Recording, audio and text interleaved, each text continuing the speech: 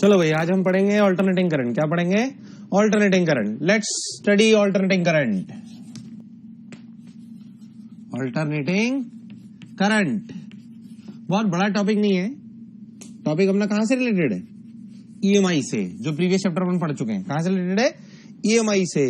आया सब वहीं से, ऑल्टरनेटिंग करंट। बट इसको अलग क्यों कर दिया गया है? क्योंकि हमारे घरों में जैसे सप्लाई ऑल्टरनेटिंग करंट आती है, जिस भी जहां पे भी किसी भी देश में हम जाएं, कहीं पे भी जाएं, जो सप्लाई आ रही है वो एसी आ रही है। कैसी आ रही है? एसी। हम जानते हैं कि हमारे घरों में हमने दो तरह की सप्लाई पढ़ी है, एसी और डीसी। अगर हम बात करें तो एसी और डीसी में अगर अपन सिंपल सा लॉजिक देखें तो एसी और डीसी में कौन एसी है कौन डीसी है जानना हमारे लिए बहुत जरूरी है। मान लो हम सिंपल सी बात करें एसी डीसी क्या है। मान लो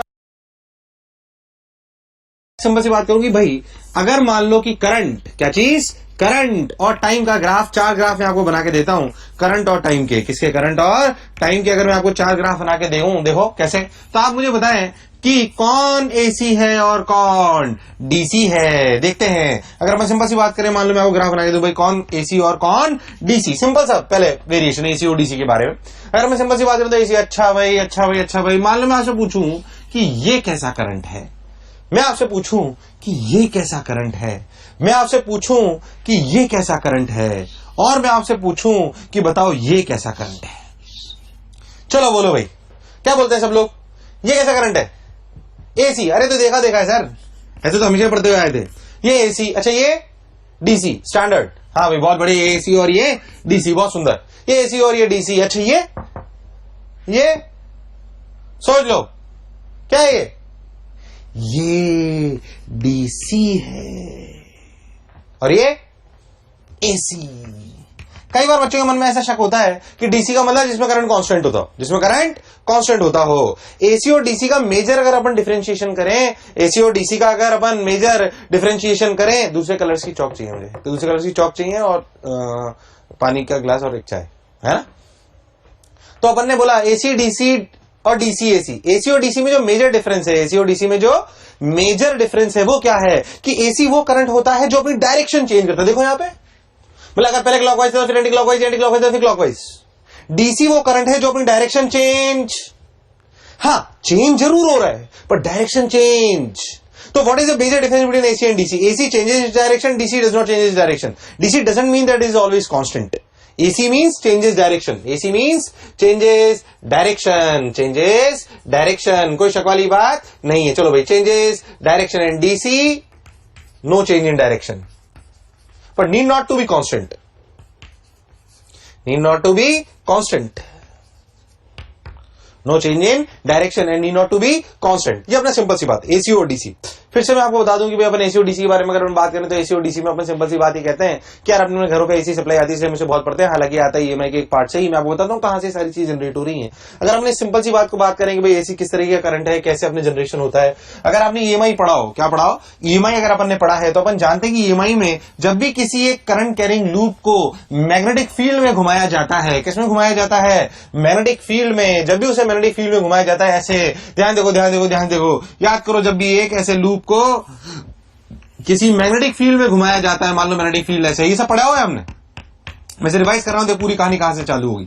अगर अपन किसी भी एक ऐसे चर्चा को अपन ध्यान से देखें तो अपन ने ऐसी सिंपल सी चर्चा करी कि भाई मान लो ऐसा अपना लूप है, इसको अपन घुमाए किसमें? अपन मान लो किसी भी एक मैग्नेटिक फील्ड में घुमाए, अपनी मैग्नेटिक फील्ड बी है, मान लो अपन इसे ओमेगा से घुमा रहे हैं, तो इनिशियली बी और ओमेगा के बीच का, सॉरी बी और ए के बीच का एंगल कितना है? 0। मैग्नेटिक फील्ड बाहर, एरिया वेक्टर भी बाहर, मान लो इसका एरिया ए है और ये घूम रहा है। किसी भी टाइम टी पे अगर अपन फ्लक्स लिखना चाहें तो एंगल बिटवीन ए और बी चेंज हो जाएगा और वो आ जाएगा B A cos omega T. जैसा कि आप सब जानते हैं कि फ्लक्स की वैल्यू होती है बी डॉट ए। क्या होती है? B dot A. तो B A cos omega t, क्योंकि आपका लूप घूम रहा है, ये सब हम पढ़े हुए हैं। तो हमने बोला फाई बराबर B A cos omega T. फिर आपने बोला इंड्यूस्ड ईएमएफ जो आता है वो तो आता है minus d phi by D T. तो अपन ने बोला कॉस का भैया साइन होता है, तो अपन ने बोला B A omega sine omega T.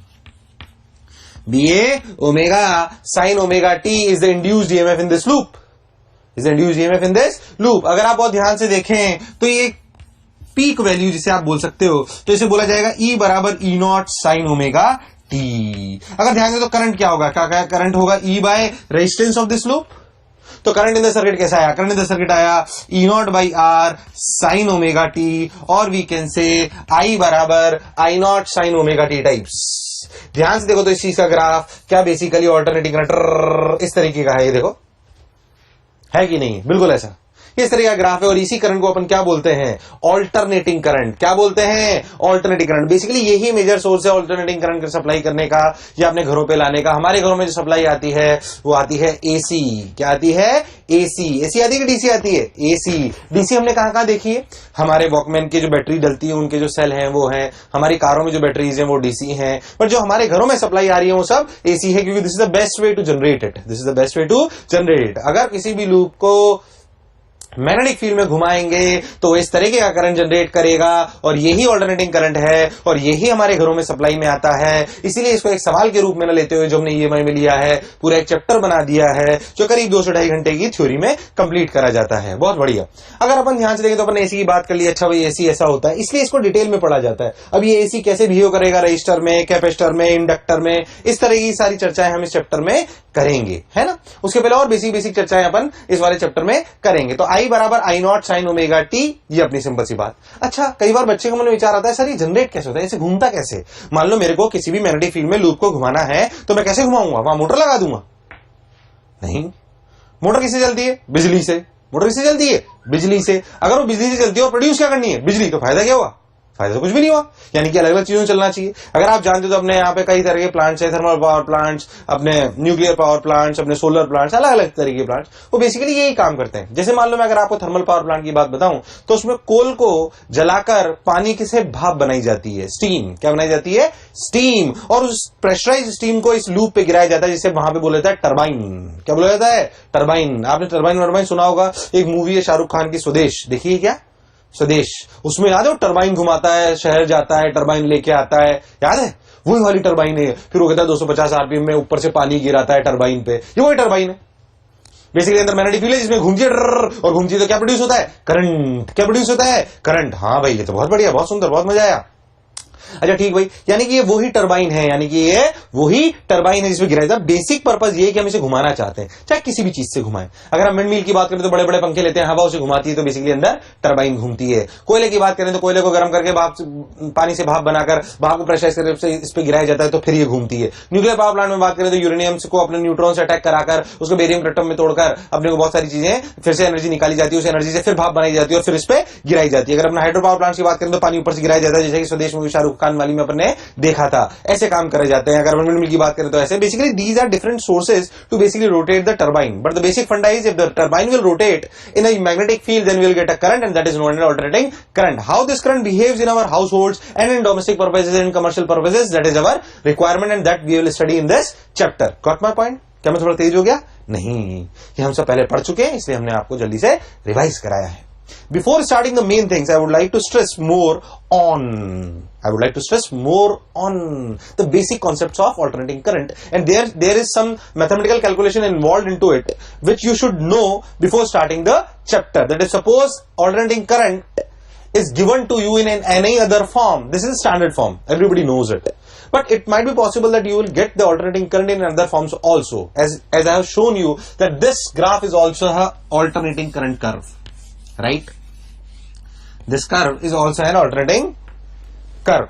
So if we deal with these kind of graphs, then how we'll deal with the current, how we'll deal with the energy, that we should understand. So basically we'll deal with different types of mathematical forms of alternating current in this first phase. Okay, so let's discuss the simplest thing for the alternating currents. चलो भाई, कैसे देखते हैं, आइए देखो भाई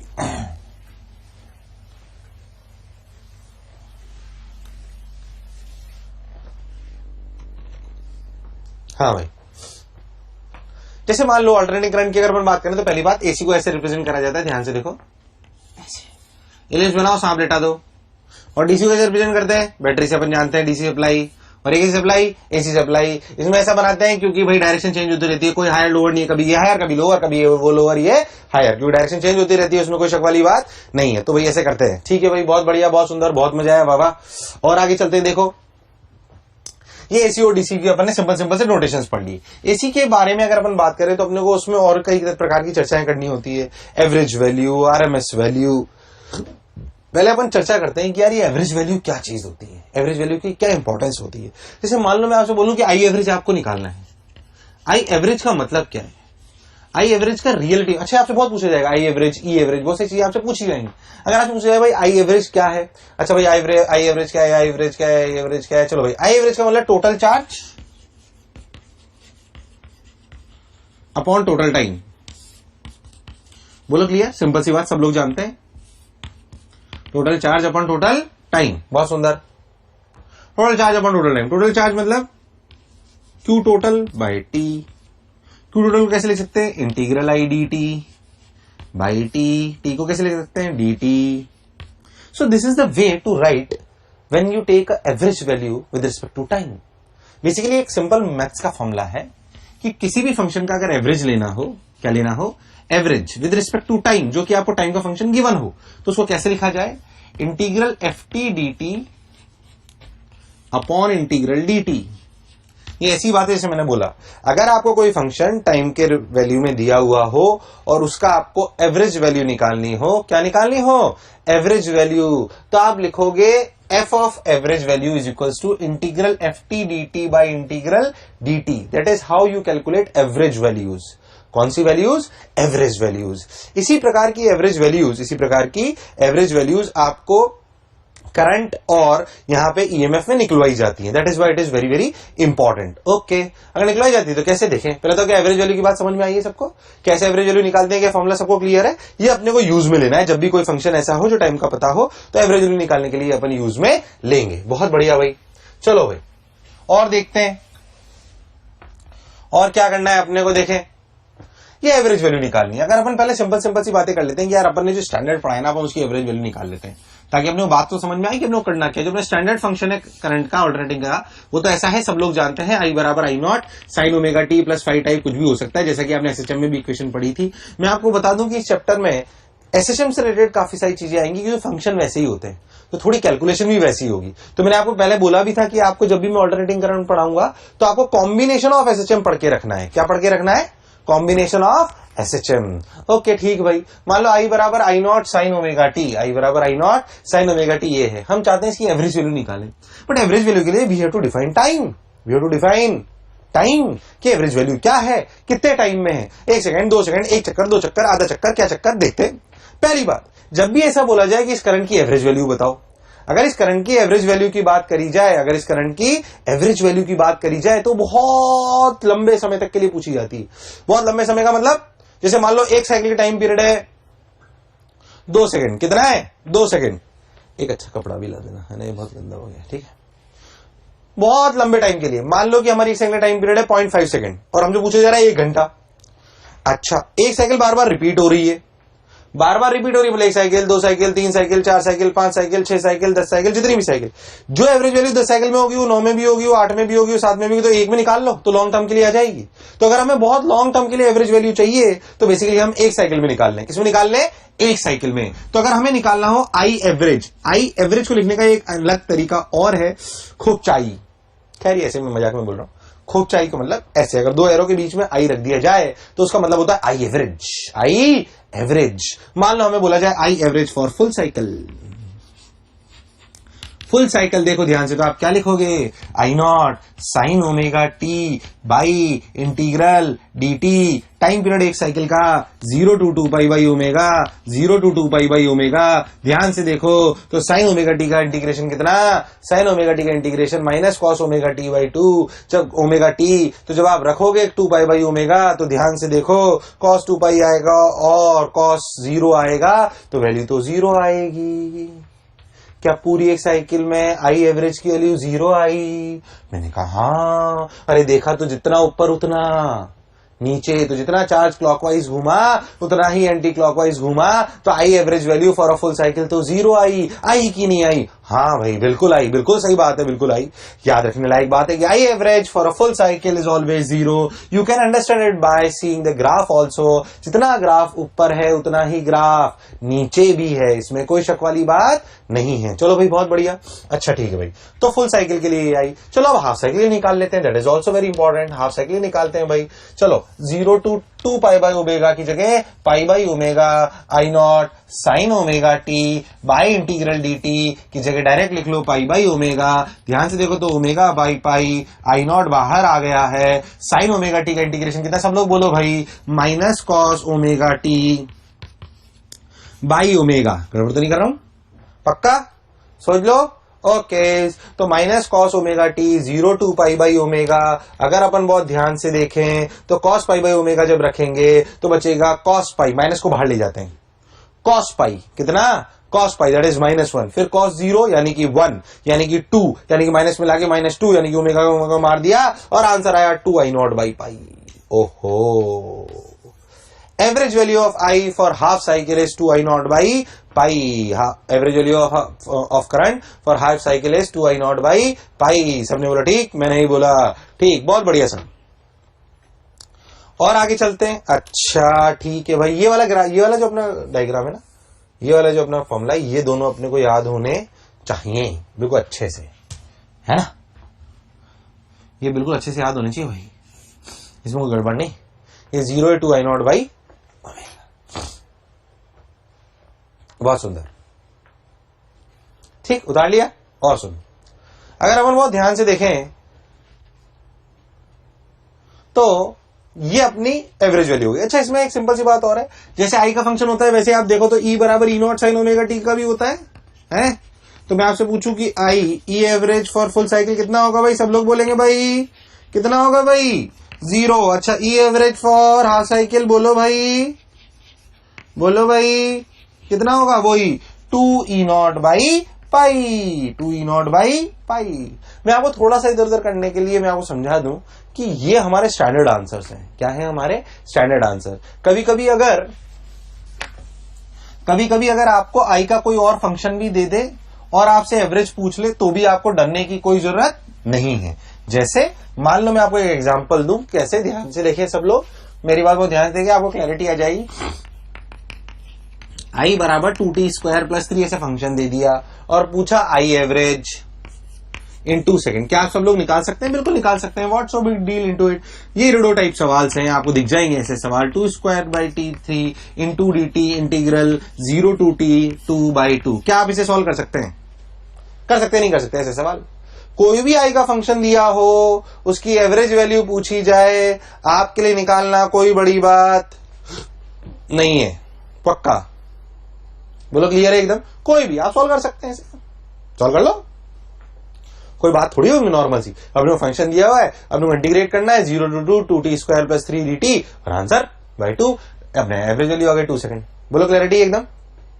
पक्का? सोच लो कैसे फंक्शन अपन कर लेंगे। मैं कह रहा हूं थोड़ी और वैरायटी लेते हैं, एक और टाइप सवाल दे, ग्राफ से ले लो यार, उसमें क्या है। देखो मान लो मैं आपको बोलूं कि आपको ऐसे ग्राफ दिया, देखना सब लोग,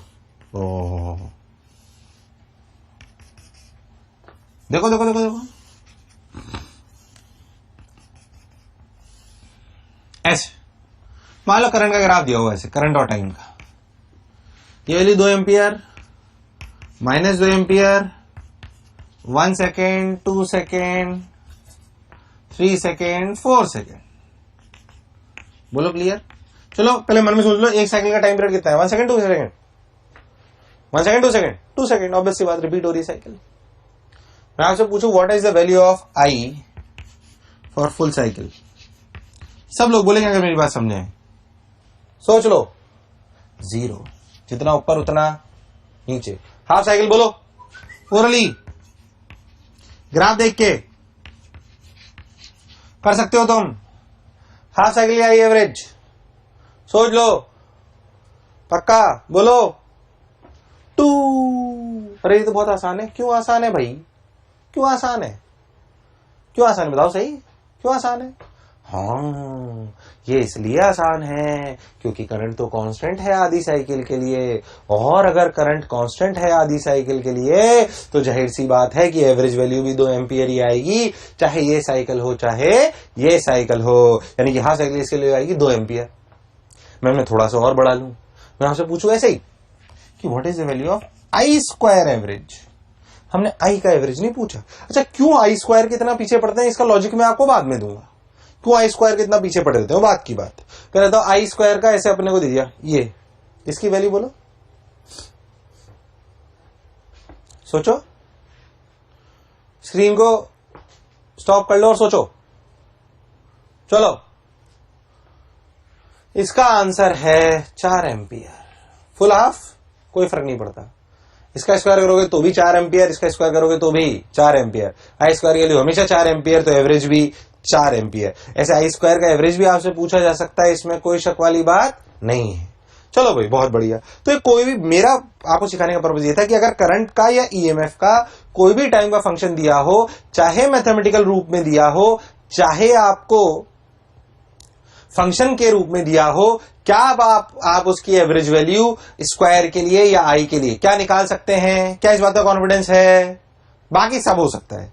ग्राफ और मैथमेटिकल फंक्शन अगर आई का दिया हो तो मुझे आई एवरेज निकालना आना चाहिए, मुझे आई एवरेज निकालना आना चाहिए। बहुत बढ़िया साहब, बहुत सुंदर। ये बातें अपने को क्लैरिटी से समझ में आ गई। अच्छा ठीक भाई, अपने को समझ में आ गया। अच्छा भाई, ऐसे ऐसे होता है, ये होता है। और आगे चलते हैं, और क्या होता है देखते हैं भाई। और होता है कि भाई आई एवरेज क्यों निकाला, आई स्क्वायर एवरेज क्यों इसके पीछे पड़े रहे? हम पहले एक बार आई स्क्वायर जो अपने जनरल फंक्शन है उसका आई स्क्वायर निकाल लेते हैं, आई स्क्वायर एवरेज। फिर मैं बताऊंगा क्या करते हैं उसमें, क्यों अपन इसके पीछे पड़े हुए हैं। देख, पहले आई स्क्वायर एवरेज निकाल लेते हैं। चलो भाई, निकालते हैं सब लोग। बेसिकली ये निकालना है आपको कि अगर आई बराबर I naught sine omega T है। एक बात मैं आपको लॉजिकली बता दूं, इसमें आधी साइकिल के निकालो या फुल के निकालो, कोई फर्क नहीं पड़ेगा, क्योंकि स्क्वायर हो रहा है। तो जैसा नीचे का स्क्वायर आएगा वैसा ही ऊपर का स्क्वायर भी आएगा, इसलिए जैसे आपको अच्छा लगे वैसे आप निकाल लो, कोई बुराई नहीं है। आई स्क्वायर का एवरेज निकालते हैं। आई स्क्वायर का एवरेज सब लोग हमें बता रहे हैं कि भाई I naught square sine square omega T, sine square omega T integral D T. चलो भाई, आधी साइकिल निकालने क्या, 0 to pi by omega, 0 to pi by omega. मैं आपको बता चुका हूं, आधी निकालो फुल निकालो, कोई फर्क पड़ने वाला नहीं है, क्योंकि जितना ऊपर उतना ही नीचे। बहुत सुंदर। तो अपन लिख लिया आई नॉट स्क्वायर, नीचे आया पाई बाई ओमेगा, पाई को इधर ले गए, ओमेगा को इधर ले गए। चलो भाई, साइन स्क्वायर ओमेगा टी को कैसे लिख सकते हैं सब लोग बताएंगे मुझे? How we can write sine square omega t, सब लोग बताएंगे। आई नॉट स्क्वायर आ गया, कैसे इंटीग्रेट करते हैं इसको साइन स्क्वायर ओमेगा टी को? सब लोग बोलो, 1 minus cos 2 omega T by 2। बहुत बढ़िया, 1 minus cos 2 omega T by 2 लिख लिया इधर भाई, 2 से डिवाइड कर लिया। तो 1 minus cos 2 omega T D T integration, देखो बोलो क्लियर। लिमिट कहां से कहां तक, 0 टू पाई बाई ओमेगा। देखो भाई ध्यान से देखो, तो 0 to pi by omega cos 2 omega T का इंटीग्रेशन तो 0 हो जाएगा, साइन आएगा 0 टू 0 पे भी 0, पाई पे भी 0। देखो देखो, तो सेकंड टर्म का तो क्या जाएगा 0, बचेगा हाफ, इसका इंटीग्रेशन आएगा half into pi by omega. Omega pi ने पाई बाई ओमेगा को मार दिया, आंसर क्या बचा, I naught square by 2। So what is the I square average, I naught square by 2। Actually हम एक चीज डिफाइन करते हैं, इसलिए आई स्क्वायर के पीछे पड़े रहते हैं। उसे क्यों डिफाइन करते हैं वो भी अपन समझेंगे अभी। पहली बात आपको ये बात समझ में आनी चाहिए कि आई स्क्वायर का एवरेज की value I naught square by 2 आई है। ऐसे ही ई स्क्वायर के एवरेज की वैल्यू क्या आएगी बताना सब लोग, ई नॉट स्क्वायर बाई 2। कितना, E naught square by 2। Okay, E naught square by 2 सबने बोला ठीक, मैंने ही बोला ठीक। अब ई नॉट स्क्वायर बाई 2, ये आई नॉट स्क्वायर बाई 2। अब क्यों आई स्क्वायर की वैल्यू पे चर्चा करी या क्यों इसके पीछे पड़े, ध्यान से सोचते हैं। एक चीज और डिफाइन करी गई इसके साथ साथ आगे, वो थी आई आर एम एस। ये आपने वी आर एम एस वगैरह हीट वीट में पढ़ा है, आपको याद हो तो ये वैसी ही बात है। आरएमएस वैल्यू का मतलब होता है आरएमएस रूट मीन स्क्वायर, उल्टा पढ़ो, स्क्वायर करो मीन लो और रूट ले लो, स्क्वायर करो मीन लो और रूट ले लो। स्क्वायर ये लो साफ कर लिया, मीन ले लिया, अब रूट और ले लो। मतलब ये वैल्यू है क्या रिलेटिव में, रूट आई स्क्वायर खोपचा, खोपचा मतलब एवरेज, खोपचा मतलब एवरेज। बहुत बढ़िया, तो आई स्क्वायर खोपचा। ओके, तो वैल्यू कितनी आई, I not by root 2। That is the most important formula for current in alternating current, IRMS. In the same way, what is the value of ERMS? E naught by root 2. What is the value of ERMS? E naught by root 2. तो IRMS equal to I naught by root 2, ERMS equal to E naught by root 2. सबने बोला ठीक, मैंने ही बोला ठीक. अब क्यों इसके पीछे पड़े? चलो देखते हैं क्यों इसके पीछे पड़े, वो देखते हैं. अच्छा क्यों RMS IRMS? मैं आपको सिंपल सी बात बताता हूँ, आपको समझ आ जाएगा लॉजिक की. अच्छा इसलिए करते हैं सर. रियलिटी में अगर हम चर्चा करें तो हमारे घरों पे जो बिल आता है वो एनर्जी का भरा जाता है. किसका भरा जाता है? एनर्जी का. यूनिट वाइज आपको याद हो तो अपन यूनिट वाइज. अब एनर्जी निकालनी पड़ती है हमेशा. कोई भी रजिस्टर में अगर करंट आई बह रहा हो तो उसमें करंट निकालने का हीट निकालने का तरीका होता है integration I square are D T. याद है? भूल गया? हाँ. मान लो कि हमारे घरों में रजिस्टर हैं तो करंट की वैल्यू तो आई बराबर I naught sine omega T है. मतलब आपसे पूछा जाए ये बल्ब जो जल रहा है ये कितनी एनर्जी खाएगा, तो आप क्या करोगे? कितनी एनर्जी खाएगा तो आप क्या करोगे? आप करोगे कि भाई जो है हीट निकाल लो. हीट कैसे निकालोगे भाई? ऐसे निकालोगे भाई. हीट ऐसे निकालोगे तो भाई इंटीग्रेशन करना पड़ेगा क्या भाई? बिल्कुल करना पड़ेगा. मान लो बोलो एक घंटे में कितनी एनर्जी खर्च हुई, तो आप यही करोगे जो मैंने लिखा है, आई बराबर I naught square sine square omega T R D T. जब मैंने इसे बहुत ध्यान से देखा तो मैंने देखा यार ये देखा देखा सा लग रहा है. मैंने सोचा कि आर को तो बाहर ले आऊं. ये इंटीग्रेशन आई naught square sine square omega T देखा देखा लग रहा है. क्या है ये? ओह, मैंने ध्यान दिया तो ये तो खोपचाई स्क्वायर से रिलेटेड है. कुछ याद करो, खोपचाई स्क्वायर क्या था? I naught square sine square omega T D T by T 0 to t. यही था कि नहीं था?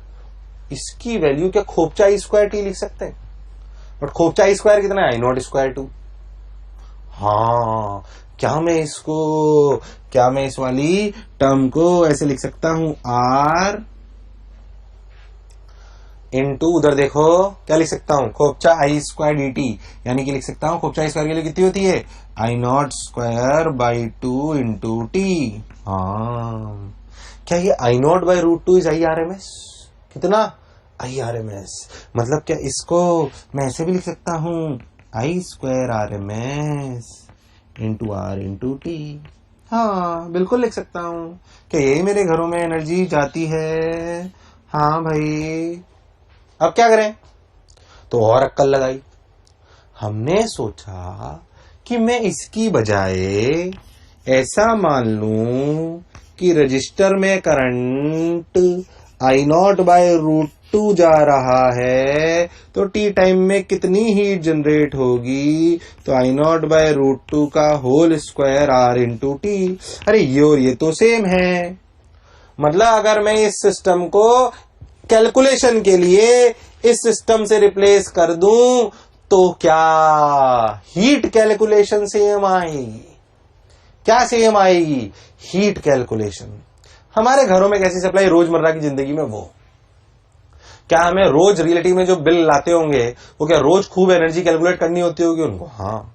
क्या बार बार इंटीग्रेशन करना समझदारी है? कोई शॉर्ट ट्रिक हो तो काम कर जाए. शॉर्ट ट्रिक है. शॉर्ट ट्रिक क्या है? शॉर्ट ट्रिक ये है कि आपके घरों में जो करंट आ रहा है उसको अगर आप एक constant current I not by root 2 जिसको हमने आई आर एम एस नाम दिया है उससे अगर रिप्लेस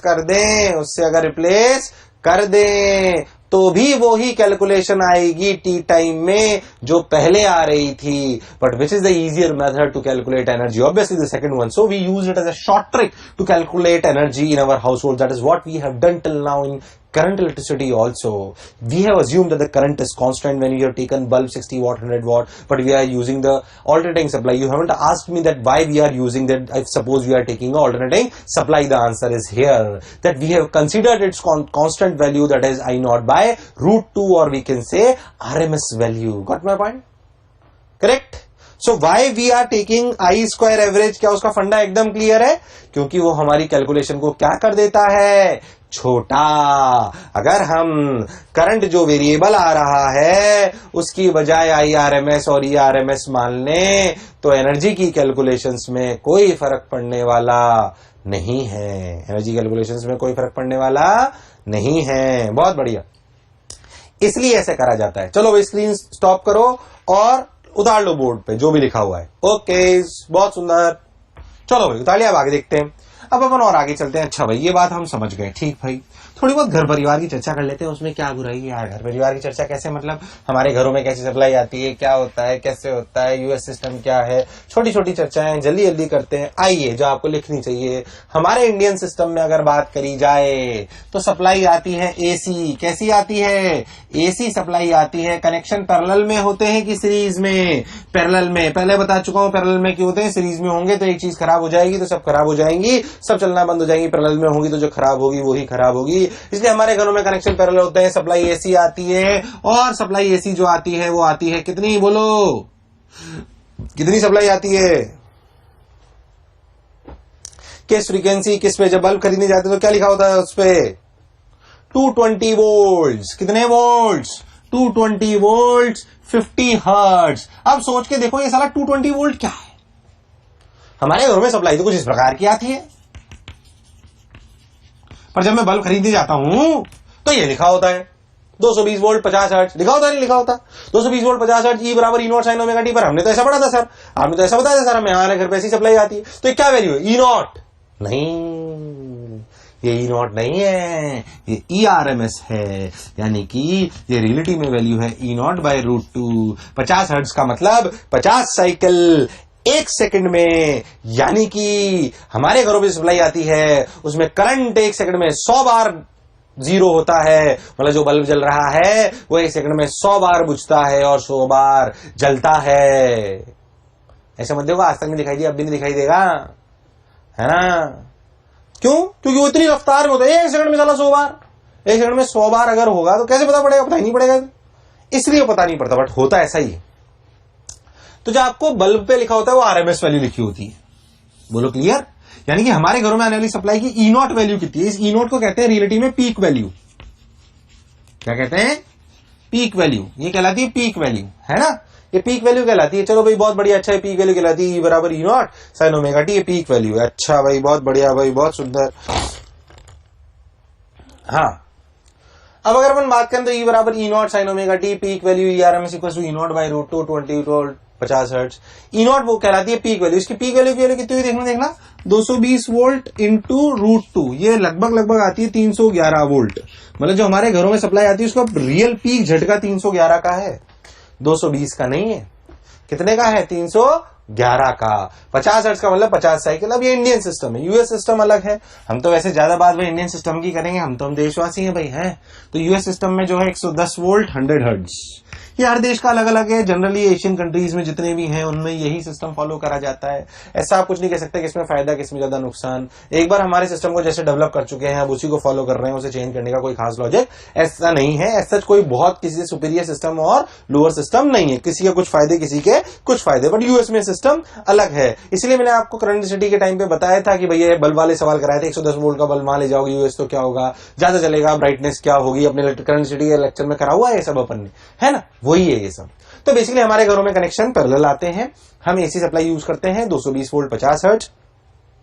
और छोटी छोटी बातें करंट के बारे में जो हमें याद होनी चाहिए और इस सिस्टम के बारे में वो क्या क्या है ध्यान से सुनते हैं। और हमें पता होना चाहिए कि भैया ये जो करंट आता है, जो हमने करंट सिटी, मैग्नेटिज्म, इन सब में करंट सिटी में जो हमने इंस्ट्रूमेंट पढ़े थे, अमीटर, वोल्ट मीटर, गैल्वेनोमीटर, वो सब क्या मेजर करते थे? करंट, वोल्टेज सब मेजर करते थे। वो क्या मेजर करते थे? एसी के डीसी, एसी के डीसी जो आपने अभी तक पढ़े थे ना, मीटर, वोल्ट मीटर, वो सब, अमीटर, वोल्ट मीटर, याद है? वो सब, गैल्वेनोमीटर, वो सब क्या मेजर करते थे? DC supply. वो एसी सप्लाई के लिए नहीं थे। एसी सप्लाई के इंस्ट्रूमेंट्स अलग होते हैं, ऑल्दो वो जेई के कोर्स में नहीं है, इसलिए मैं उन्हें पढ़ा नहीं रहा हूं, बेसिक सा ध्यान दे रहा हूं। उन्हें बोलते हैं hot wire ammeter, hot wire volt meter. Hot wire ammeter, hot wire volt meter, ठीक। ये एसी सप्लाई के लिए होते हैं। पहली बात, एसी और डीसी मेजरिंग डिवाइसेस सेम होते हैं, अलग अलग होते हैं। क्या होते हैं? अलग। पहली बात, अगर आप एसी सप्लाई को इनमें डाल दोगे ना, तो सोचो करंट ऐसे करता है, तो मीटर की जो निडल है वैसे करेगी। सोच, 1 सेकंड में 100 बार कर सकती है क्या? नहीं कर सकती। तो ड्यू टू इनर्शिया वो कहती है जब इधर जाके इधर आना ही है तो यही रुके रहो। जब 1 सेकंड में 100 बार मुझे इधर जाके इधर आना है तो इधर ही रुके रहो। तो जब भी हम एसी सप्लाई को डीसी सप्लाई से पास करते हैं तो हमें 0 रीडिंग दिखाई देती है due to inertia. Due to inertia AC और डीसी मेजरिंग डिवाइसेस अलग होते हैं। AC measuring devices hot wire ammeter, hot wire voltmeter होते हैं। इनकी वर्किंग एनर्जी पे बेस्ड होती है, वर्किंग एनर्जी बेस्ड, जो आरएमएस से बताई थी। इसलिए ये क्या मेजर करते हैं? पीक वैल्यू की RMS value. Read RMS values. जब आप इन इंस्ट्रूमेंट को यूज करोगे और मान लो उसने दिखाया 200 वोल्ट, यानी कि 200 वोल्ट क्या है? पीक की आरएमएस। बेसिकली ये दिखाते हैं आरएमएस वैल्यूज। इनका स्केल लीनियर नहीं होता, नॉन लीनियर स्केल होता है, क्योंकि ये स्क्वायर के प्रोपोर्शनल चलते हैं, आई स्क्वायर के प्रोपोर्शनल। तो नॉन लीनियर स्केल होता है। आप इन चीजों को रट लें, बस आपके काम की बात यह है कि आपको रट लें इनको, क्योंकि कोर्स में नहीं है, बट एआईईई में कभी कभी हो सकता है डायरेक्ट ऐसी चीजें पूछ ले। क्या क्या लिखना है मैं बताता हूं, पहले लिखें सब लोग कि एसी और डीसी मेजरिंग डिवाइसेस, लिखें सब लोग, AC and DC measuring devices अलग अलग होते हैं। AC and DC measuring devices अलग अलग होते हैं। जो हमने अभी तक पढ़े हैं, जो हमने अभी तक पढ़े हैं वह सब डीसी मेजरिंग डिवाइसेस थे।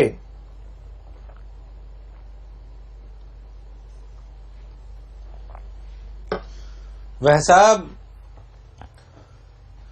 डीसी मेजरिंग डिवाइसेस थे। एसी मेजरिंग डिवाइसेस की वर्किंग, एसी मेजरिंग डिवाइसेस की वर्किंग एनर्जी पर बेस्ड होती है और वह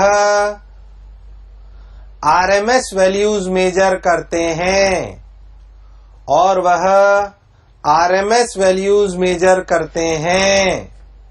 फुल स्टॉप, पैरा चेंज। अगर हम डीसी मेजरिंग डिवाइसेस से एसी मेजरिंग डिवाइसेस को, एसी सप्लाई को मेजर करने की कोशिश करेंगे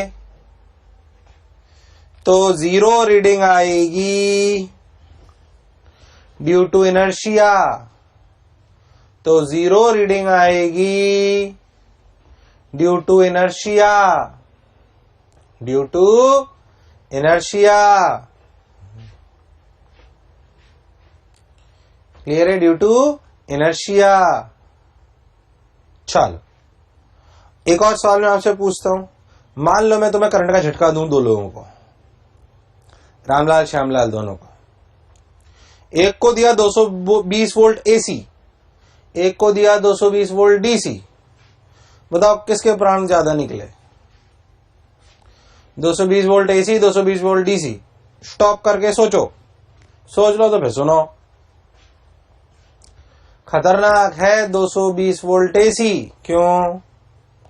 220 वोल्ट एसी का मतलब ये 220 वोल्ट आरएमएस वैल्यू है।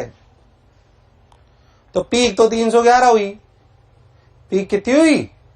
311। तो खतरा 220 पे जाता था कि 311 पे?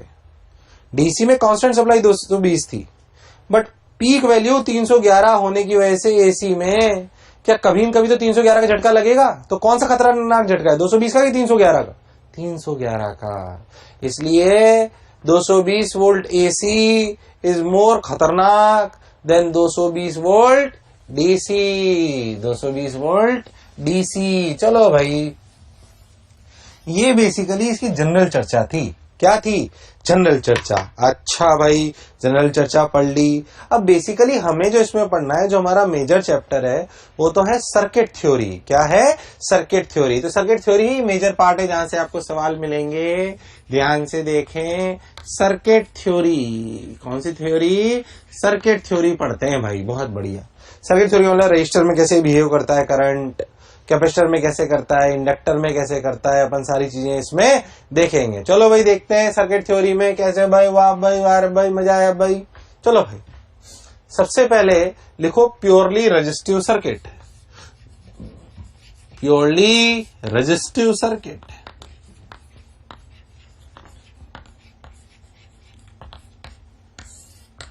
Purely resistive circuit. अगर हम प्योरली रेजिस्टिव सर्किट की बात करें तो मान लो कि हमने ये रेजिस्टर लिया R और करंट बहाया ऐसे, और ये हमने अपनी सप्लाई लगाई ऑल्टरनेटिंग। मान लो E बराबर E0 साइन ओमेगा टी। जितना पोटेंशियल डिफरेंस यहां उतना ही यहां, तो करंट आया E0 sign omega T by R, यानी कि I बराबर I0 साइन ओमेगा टी। इसमें एक चीज देखो कि जब E 0 होगा तो I भी 0 होगा। अगर SHM में कभी पढ़ा हो तो ये SHM टाइप इक्वेशन है जिनके एम्पलीट्यूड अलग अलग हैं बट फेज सेम है। मतलब इस प्योरली रेजिस्टिव सर्किट में करंट और वोल्टेज के बीच में कोई फेज डिफरेंस नहीं होता, जीरो फेज डिफरेंस। मतलब जब करंट जीरो तो पोटेंशियल जीरो, जब पोटेंशियल जीरो तो करंट जीरो, जब करंट मैक्सिमम तो पोटेंशियल मैक्सिमम। इसलिए it is the simplest case with zero phase. You need not to worry about. इस पे कोई बहुत सवाल आने भी नहीं वाला है, बट इट इज सिंपल चर्चा। ये हम बहुत बार पहले भी कर चुके हैं, कोई इसमें रॉकेट साइंस नहीं है। आगे चलते हैं, आगे चलते हैं। चलो मान लो अब अपन लेते हैं प्योरली तीन एलिमेंट बेसिकली हमारे हैं, रजिस्टर, कैपेसिटर और इंडक्टर। मान लो अब हम दूसरा एलिमेंट लेते हैं। कौन सा? हम दूसरा एलिमेंट लेते हैं, मान लो क्या लें, बोलो भाई। चलो भाई कैपेसिटर लेते हैं। Capacitive circuit. चलो भाई, कुछ याद है कैपेसिटर के बारे में? सब लोग जानते हैं Q बराबर CV। ओके चलो भाई, मान लो कि आपकी सप्लाई है, मान लो कि आपकी सप्लाई है E बराबर E0 साइन ओमेगा टी। ये आपका C कैपेसिटर है, तो इसमें चार्ज कितना हो बताना। Q बराबर CV मतलब E0 C sign omega T. मुझे चार्ज थोड़ी चाहिए, मुझे तो करंट चाहिए, डिफरेंशिएट कर लो। dq by dt E0 C by omega. सही कर रहा हूं क्या? गड़बड़ तो नहीं कर रहा हूं। E0 साइन ओमेगा टी, तो Q बराबर कितना CV, तो लिख दिया E0 C sign omega T. बोलो क्लियर है एकदम? अच्छा भाई, बहुत बढ़िया। तो अपने जो डिफरेंशिएट करा तो अपनी value I E0 omega C cos omega T. बोलो क्लियर? हाँ भाई, ध्यान से देखो तो ये करंट की value I E0 omega C। Cos को क्या लिख सकते हैं? Sine omega T plus pi by two, plus pi by two लिख सकते हैं क्या? Sine pi by two plus theta कितना होता है? सोच लो, second quadrant. Sine pi by two plus theta is sine theta, मतलब कॉस थीटा। चलो भाई, बहुत बढ़िया। यानी कि अपन ने बोलिया sign omega T plus pi by to E0 omega C। आप बहुत ध्यान दो तो इसकी यूनिट क्या है? बोलो 1 बाई ओम। सोच के देखो, I बराबर क्या होता है? E by R types. ये तो यूनिटलेस है, इसकी यूनिट क्या है? क्या यूनिट है इसकी? 1 बाई ओम। ध्यान से देखते हो, वैसे लिख I बराबर E0 1 by omega C sign omega T plus pi by to. 1 by omega C की यूनिट कितनी है? ओम। इसलिए इसे एक क्वांटिटी बोला जाता है XC। इसे बोलते हैं कैपेसिटिव रिएक्टेंस। कुछ नई नई टर्म्स आएंगी, आपको अंडरस्टैंड करनी पड़ेंगी। इसे बोलते हैं कैपेसिटिव रिएक्टेंस।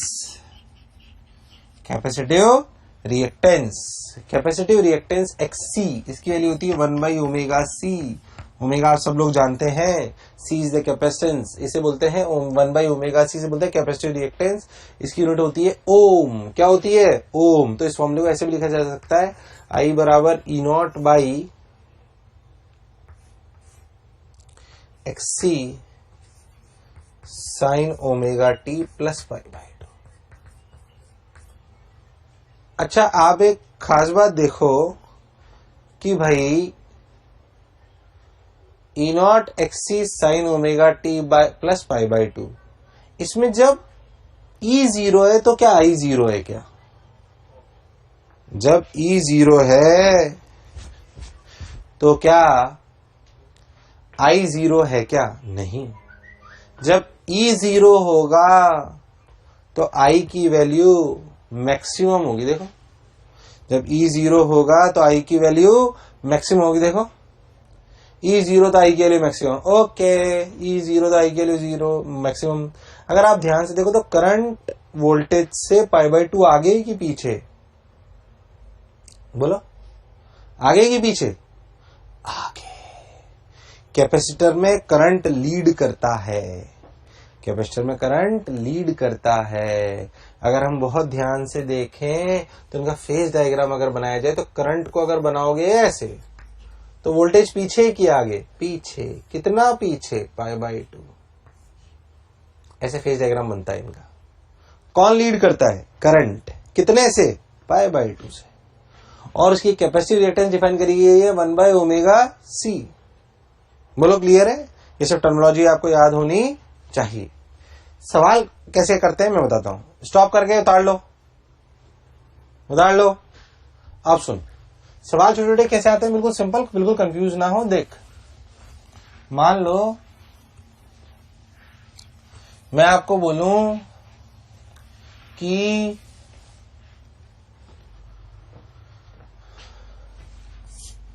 ये आपका कैपेसिटर है, ये आपकी सप्लाई है। मान लो करंट बह रहा है 2 sine omega T plus 30 degree. XC की वैल्यू है, मतलब 1 बाय ओमेगा सी की डायरेक्ट वैल्यू दे दी मैंने। मान लो एक्सी की वैल्यू है 5 ओम। आपसे पूछे ई की इक्वेशन लिखो। अब आप एक चीज जानते हो कि करंट से वोल्टेज पीछे होता है कितना? 90। अच्छा, आप ये भी जानते हो, ध्यान से देखो पीछे, कि ई नॉट की वैल्यू, किसकी वैल्यू? ई नॉट की वैल्यू क्या आई नॉट इंटू एक्सी है? ई नॉट की वैल्यू कितनी है? I naught into X C. What is XC?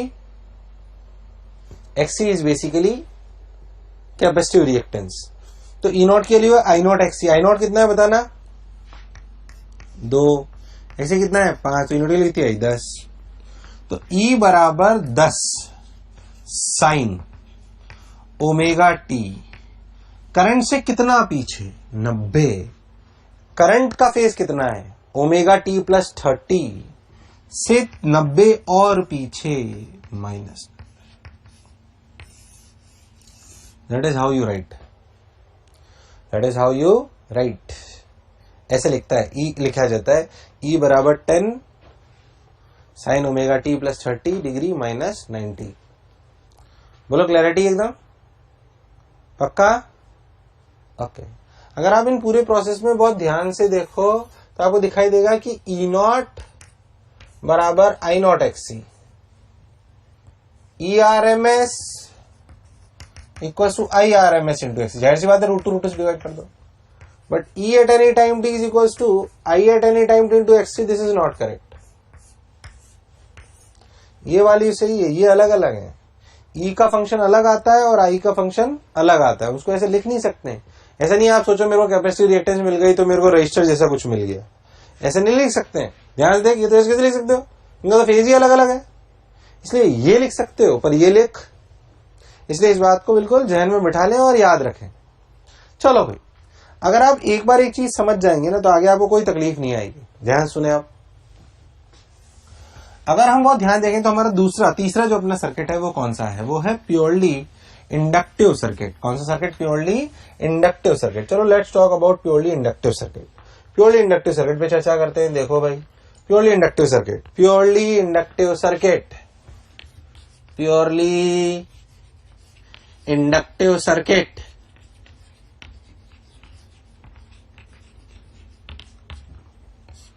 Purely inductive circuit देखो, ये लो साहब, मान लो कि करंट बह रहा है I बराबर I naught sine omega T, और ये आपका इंडक्टेंस L, इंडक्टेंस जानते हैं सब लोग। अब हम जानते हैं कि अगर ये करंट है तो इंड्यूस्ड ईएमएफ क्या होगा, E बराबर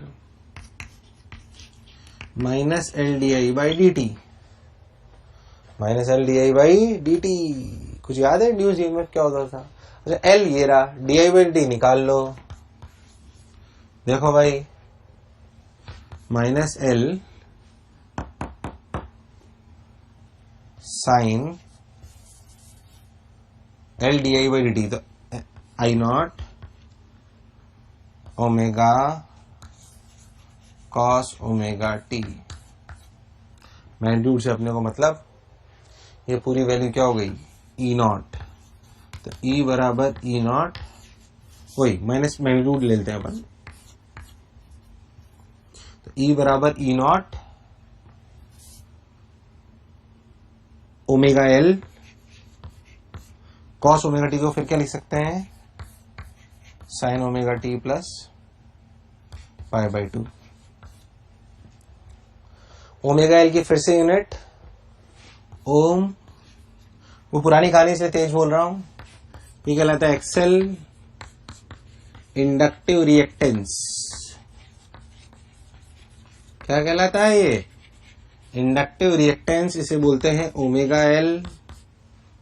ठीक, ध्यान से देखो, वही एक्सेल से डिनोट करते हैं, ई बराबर E naught X L sine omega T plus pi by 2। ध्यान से देखो तो करंट और वोल्टेज में कौन आगे, कौन आगे, वोल्टेज, कौन आगे, वोल्टेज आगे है। अगर वोल्टेज आगे है तो ग्राफ ऐसा बनेगा, करंट इधर वोल्टेज इधर, एंगल पाई बाई 2। कितना आगे है, पाई बाई 2। मतलब वोल्टेज किस में लीड करता है, इंडक्टर में, और कैपेसिटर में करंट, सीसीएल, ऐसे रख लो चाहो तो, सीसीएल कैपेसिटर में करंट लीड करता है और इंडक्टर में वोल्टेज लीड करता है। इंडक्टिव रिएक्टेंस ऐसे जैसे मुझे याद है आपको याद होना चाहिए। और आगे चलते हैं भाई, इसी में एक सवाल और कर लेते हैं, आपको क्लैरिटी आ जाएगी। हाँ भाई, जो सर ने लिखा है अपने को आया कि नहीं आया, देखो बिल्कुल जैसा कैपेसिटर में करा, देखते हैं, बिल्कुल सुने क्या, देखो वही पुरानी बात, वैसे का वैसा ही। मान लो कि आपको इंडक्टर दिया हुआ है, आपको बोला हुआ है कि इंडक्टर में ऐसे खुपाच खुपाच खुपाच, ध्यान से देखो तो आपको इंडक्टर एल, आपको मान लो डायरेक्ट एक काम करो, एक्सएल की वैल्यू दे दी 2 ओम, आपको बोला ई की वैल्यू है E naught 10 sine omega T plus 150 degree.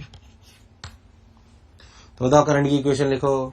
क्या हम जानते हैं करंट आई नॉट बराबर ई नॉट बाई एक्सएल, बिल्कुल। ई नॉट के लिए कितनी 10, एक्सएल के लिए कितनी 2, तो वैल्यू आई 5, तो करंट के लिए लिखी गई आई बराबर 5 साइन, इससे कितना पीछे होता है वोल्टेज से करंट, 90 डिग्री, यानी कि लिखा जाएगा sign omega T plus 150 minus 90, यानी कि 5 sign omega T plus 60, omega T plus 60 आ गया। 5 sign omega T plus 60, 10 sine omega T plus 150। इस तरीके फिर से सवाल आएंगे तो आपके लिए करना कोई खास बात नहीं, कर सकते हैं, उनमें कौन सी खास बात है ना। चलो भाई और आगे चलते हैं। अगर आप बहुत ध्यान से देखो, अगर आप बहुत ध्यान से देखो तो आपको पता पड़ेगा, एक मिनट आएगा मैं चलने, आगे चलते हैं। अब मान लो अगर अपन बात करें तो रियलिटी में जो हमने प्योरली कैपेसिटिव और प्योरली इंडक्टिव सर्किट पढ़े, वो रियलिटी में होते थोड़ी हैं यार। जब भी कैपेसिटर होगा ना तो रजिस्टर होगा, और जब भी इंडक्टर होगा तब भी रजिस्टर होगा। तो रियल सर्किट प्योरली कैपेसिटिव और प्योरली इंडक्टिव नहीं है रियलिटी में। लाइफ में अगर रियलिटी की बात करें तो रियलिटी में कौन से सर्किट हैं, रियलिटी में सर्किट है आरसी और एलआर, मतलब जहां जहां सी है वहां आर है, और जहां जहां इंडक्टर है वहां पे भी आर है। तो हमारे पास दो अलग टाइप की वैरायटी के सर्किट और है, आरसी एलआर, आरसी और एलआर, और फिर एलसी भी अपन पढ़ेंगे। ऑल्दो एलसी भी रियलिस्टिक नहीं है, इसलिए उसमें बहुत चर्चा नहीं करूंगा, क्योंकि एलसी के साथ भी आर आएगा, ये आएगा। इसलिए जो दो और इंपॉर्टेंट सर्किट है वो है आरसी और एलआर। तो हम पढ़ते हैं आरसी सर्किट। कौन सी सर्किट? RC circuit. देखो अब थोड़ा बहुत है ना वो एसएचएम में जो अपन ने पढ़ा था ना, कॉम्बिनेशन वॉम्बिनेशन, वो सब काम आएगा। आरसी सर्किट पे चर्चा करते हैं। ये आर, ये सी, ये आपकी सप्लाई खपत, ये ऐसे, ये एक्सी, ये आर, ये एक्सी, ये आर, ओके। आर और एक्सी दोनों आ गए। अगर आप बहुत ध्यान से देखो तो मान लो कि सर्किट में ये आई बराबर I naught sine omega T है। अब पुरानी बातें याद दिलाऊं तो मैं आपसे बोलूं what is the potential difference across R, तो आप सिंपली लिख दोगे I naught R sine omega T. मैं आपसे पूछूं what is the potential difference across L, so you will write, आपको पता है कि एल में कौन लीड करता है? पोटेंशियल की करंट।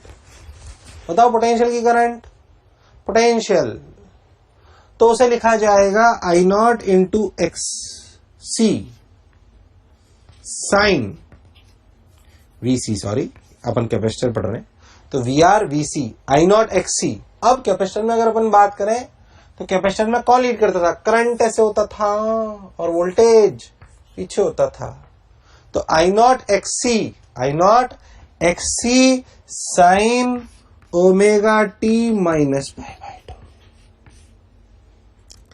वी आर बराबर I naught R sine omega T, V C बराबर I naught X C sine omega T minus pi by two. Clear है एकदम?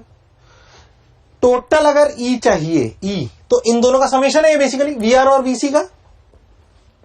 अगर आप बहुत ध्यान से देखो तो वी आर और वीसी को जब आप जोड़ोगे ना, V net is what? V R plus VC. ध्यान दो तो आई नॉट तो कॉमन आ गया, तो क्या बचा? R sine omega T plus X C sine omega T minus pi by to.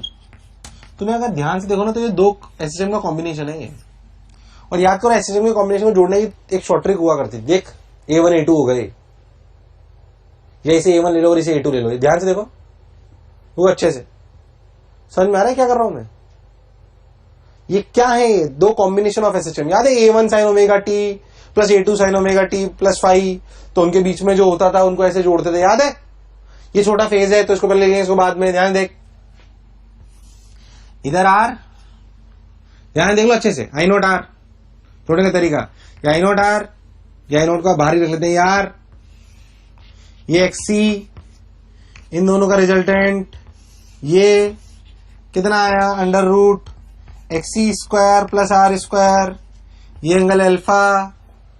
ध्यान दे डायरेक्ट तो कैसे लिखेंगे? I not under root R square plus XC square into sine omega T minus alpha. तो नीचे आया ग्राफ, सही है क्या? सही कर रहा हूं क्या? एकदम बिल्कुल सही कर रहा हूं। देखो ये कहां से ले आए सर आप डायरेक्ट? अरे सब पढ़ा हुआ है अपन ने किसमें? SHM combination. देख शॉर्ट ट्रिक है, A1 sine omega T plus A2 sine omega T plus phi को जोड़ने का तरीका, under root of A1 square plus A2 square that is A net cos square alpha, under root A1 square plus A2 square plus 2A1 A2 cos phi होता है, तो यहाँ पे 90 degree है दोनों के बीच का एंगल, इसलिए अपन ने डायरेक्ट ऐसे लिख दिया under root XC square plus R square. ध्यान देखो इस ग्राफ को। असलियत में बताओ, एक बच्चे को जैसे ये दिखाई देता है ना ये सवाल, उसको डायग्राम बना लेना चाहिए, और जैसे वो डायग्राम बनाता है उसे इक्वेशन आ जानी चाहिए, है ना? अगर आप बहुत ध्यान से देखो तो ये आई नॉट है, ये देखो तो इसकी वैल्यू फिर इसकी मतलब इसकी जो अपने यूनिट है वो फिर से ओम है, इसे बोलते हैं जेड। जेड का मतलब इंपिडेंस, तो टर्मिनोलॉजी याद करनी पड़ेगी। इसे बोलते हैं impedance, under root of R square plus XC square, under root of R square plus XC square, this is known as impedance. क्या कहलाती है? इंपिडेंस।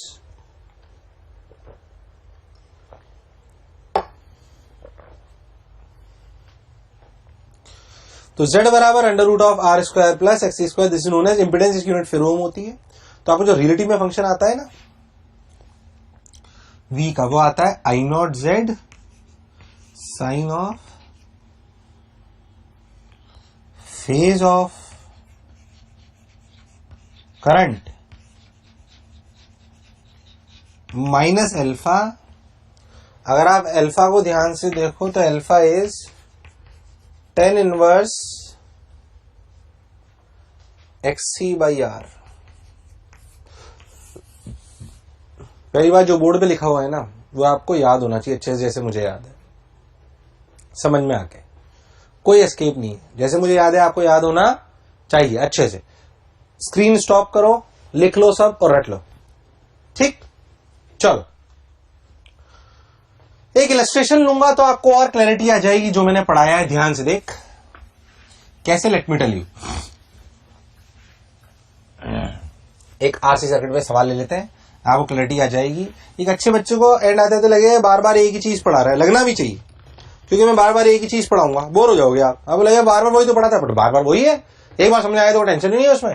खैर चलो अपन एक इलस्ट्रेशन लेते हैं। एक आर एक सी, आपकी सप्लाई ऐसे, ध्यान से देखो, बहुत सारी चीजें मैं आपको लिख के बताऊंगा। मान लो ये है 3 ओम, मान लो ये है 4 ओम। XC की वैल्यू है 3 ओम, आर की वैल्यू है 4 ओम, ई की वैल्यू है मान लो 10 साइन, कुछ भी डेटा लेते हैं, 10 sine omega T plus 30 degree. मुझे भी नहीं पता क्या क्या आंसर आने वाले हैं। मैं आपसे बहुत सारे सवाल इसमें पूछ लेता हूं कि बताओ आपकी ERMS की वैल्यू क्या होगी, बताओ आपकी Z की वैल्यू क्या होगी, बताओ आपकी I0 की वैल्यू क्या होगी, बताओ आपकी RMS की वैल्यू क्या होगी, बताओ आपका I as a function of time t क्या होगा। ये सब मान लो मैं आपसे पूछ लूं। Z अभी अभी अपन ने निकालना सीखा। फिर से स्क्रीन स्टॉप करो, सवाल ट्राई करो, पहले स्क्रीन स्टॉप कर लो, ट्राई कर लो, ठीक। मैं सॉल्यूशन बताता हूं। आप देखो इधर अपन ने देखा तो XC लिखा, XC कितना 3 ओम, R कितना 4 ओम, रिजल्टेंट कितना 5 ओम। ओ भैया बहुत बढ़िया, 5 ओम, कितना 5 ओम। हम जानते हैं जिधर रजिस्टर है उधर करंट होता है, तो बेसिकली करंट और ये वोल्टेज और ये आपका एंगल अल्फा, ठीक। तो ध्यान देखो, तो ये 3 ये 4, तो एंगल कितना हुआ, और ये 5 है, तो 5 अपना क्या हो गया Z, तो Z तो अपना 5 आ गया भाई, बहुत बढ़िया, ठीक। ERMS की वैल्यू होती है 10/√2, ठीक ठीक। चलो अब यहाँ पे Z की वैल्यू देखते हैं। अच्छा I0 के लिए कितनी होती है देखना भाई, E0 बाई Z कितनी होती है, E0 बाई Z, तो 10/5 कितना हुआ 2 ओम, ये भी सॉरी 2 एम्पियर, ये भी ठीक है। IRMS के लिए कितनी हो गई 2/√2, ये भी क्लियर हो गया। चलो भाई I के लिए अगर अपन बात करें तो देखते हैं पहले, ये वोल्टेज, ये I, ये V, ध्यान देखो अल्फा की वैल्यू कितनी 5 cos, ये 53 हुआ, बोलो क्लियर। यानी कि अगर आप बहुत ध्यान से देखो तो वोल्टेज से करंट आगे है वोल्टेज से कितना 53 डिग्री। हमें ये गिवन है E, तो यानी कि E का मतलब पोटेंशियल गिवन है, तो पोटेंशियल करंट कितना आगे 53 डिग्री। ओके, तो लिखा जाएगा I बराबर I0 के लिए कितनी 2 sine omega T plus 30 degree, phase of I। ये किसका फेज है, किसका फेज है, ये V का। V से करंट 53 डिग्री ज्यादा है, तो 53, ये अच्छा पार्ट बोला है नहीं है, पक्का। मैं तो कह रहा हूं इसमें एक और टफ चीज बता देता हूं, हालांकि इसका कोई लॉजिक नहीं होता खास। देख कोई पूछ ले potential across register, potential across register होता क्या है, I0 R यानी कि 8, फेज किसके बराबर होता है, करंट के बराबर, यानी कि साइन ओमेगा टी प्लस 83।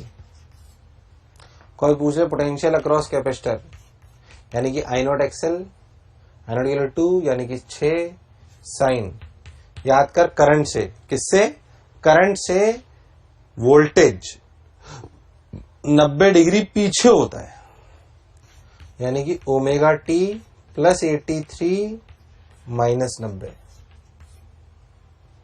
पूरी PhD है आरसी सर्किट पे, ढंग से, तबियत से एकदम, इसलिए ढंग से समझ लो इसको। टिपिकल फॉर्मेट है बिल्कुल ऐसा कैसा, किसमें आएगा LR में, आगे आने वाले सभी सवालों में।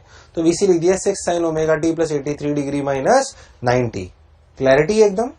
चलो उतार लो, स्क्रीन स्टॉप करो, उतार लो। ओके, नेक्स्ट लिखें LR सर्किट। कौन सा सर्किट, LR सर्किट। नेक्स्ट लिखे हैं LR सर्किट। देखो फिर से कहानी वैसी आने वाली है, LR सर्किट, LR सर्किट, ठीक भाई। LR सर्किट में क्या, वही सिंपल सी बात, R L XL R supply वही E। मान लेते करंट आ रहा है I बराबर I not sine omega T, पुराना रिपीट टेलीकास्ट है। तो देखो पोटेंशियल अक्रॉस रेजिस्टर क्या होगा, I not R sine omega T, जबकि पोटेंशियल अक्रॉस कैपेसिटर इंडक्टर क्या होगा, I not XL sine omega T plus pi by 2। क्या नेट के लिए दोनों को जोड़ना पड़ेगा, दोनों को अगर जोड़ना पड़ेगा तो लिखा जाएगा I not R sine omega T plus XL sine omega T plus pi by 2। ध्यान से देखो तो ये फिर से दो एसएचएम का समेशन है। समेशन करने का मतलब R इधर है, XL इधर है, दोनों का रिजल्टेंट जो कहलाएगा वो फिर से Z कहलाएगा, और वो कहलाएगा under root R square plus XL square. Unit फिर से उसकी ओम होगी।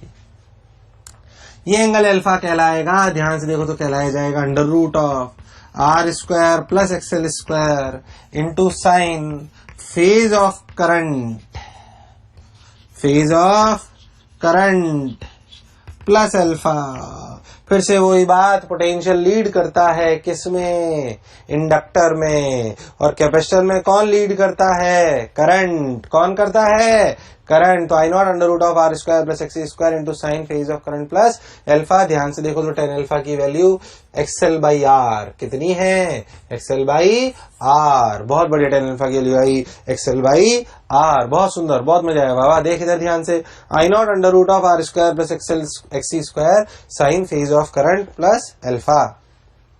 वही पुरानी कहानी सब।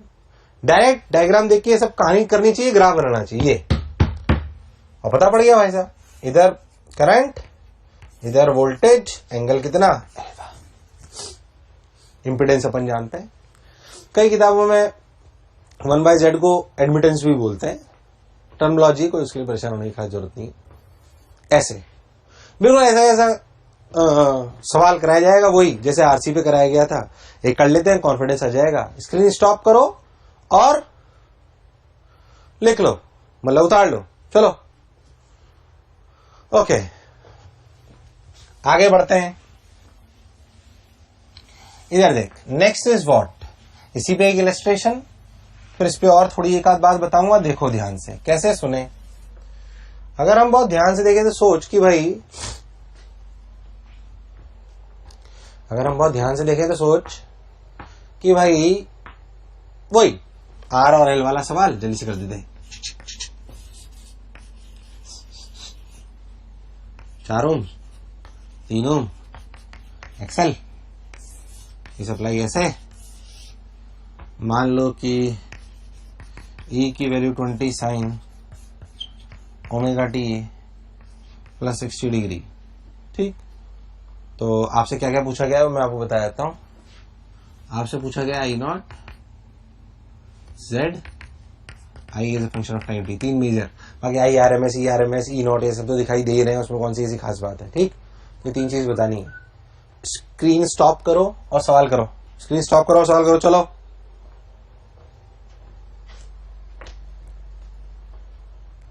और देख,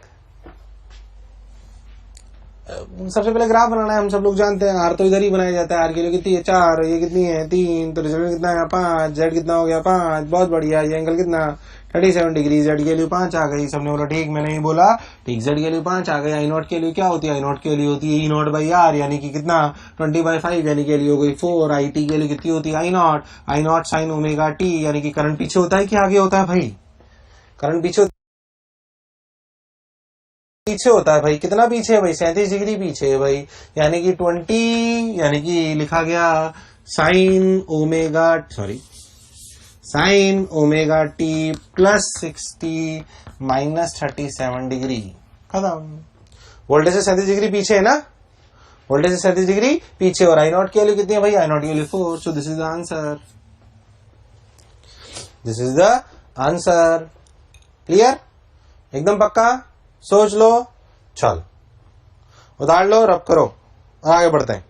चलो नेक्स्ट एक और क्वेश्चन। इस पे अगर अपन बात करी जाए तो कैसे आते हैं, मैं आपको सिंपल सी कहानी बताता हूं। देखो ध्यान से, आपको बोला जाए आपको एक सवाल लिखा था, लिखें।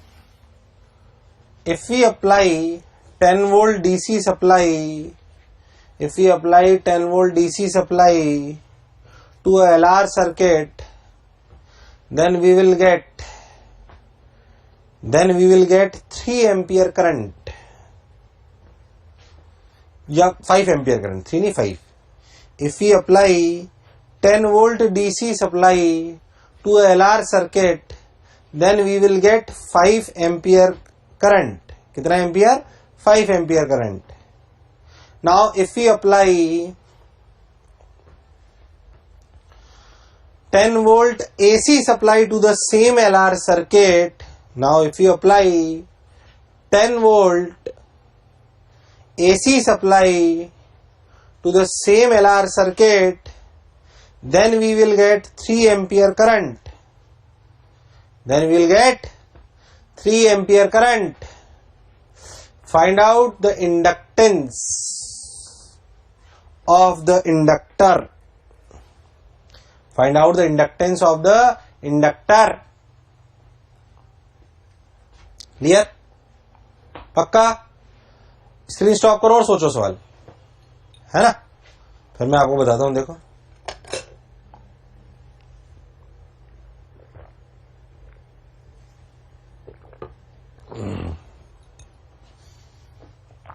देखो मेरे से बोला एक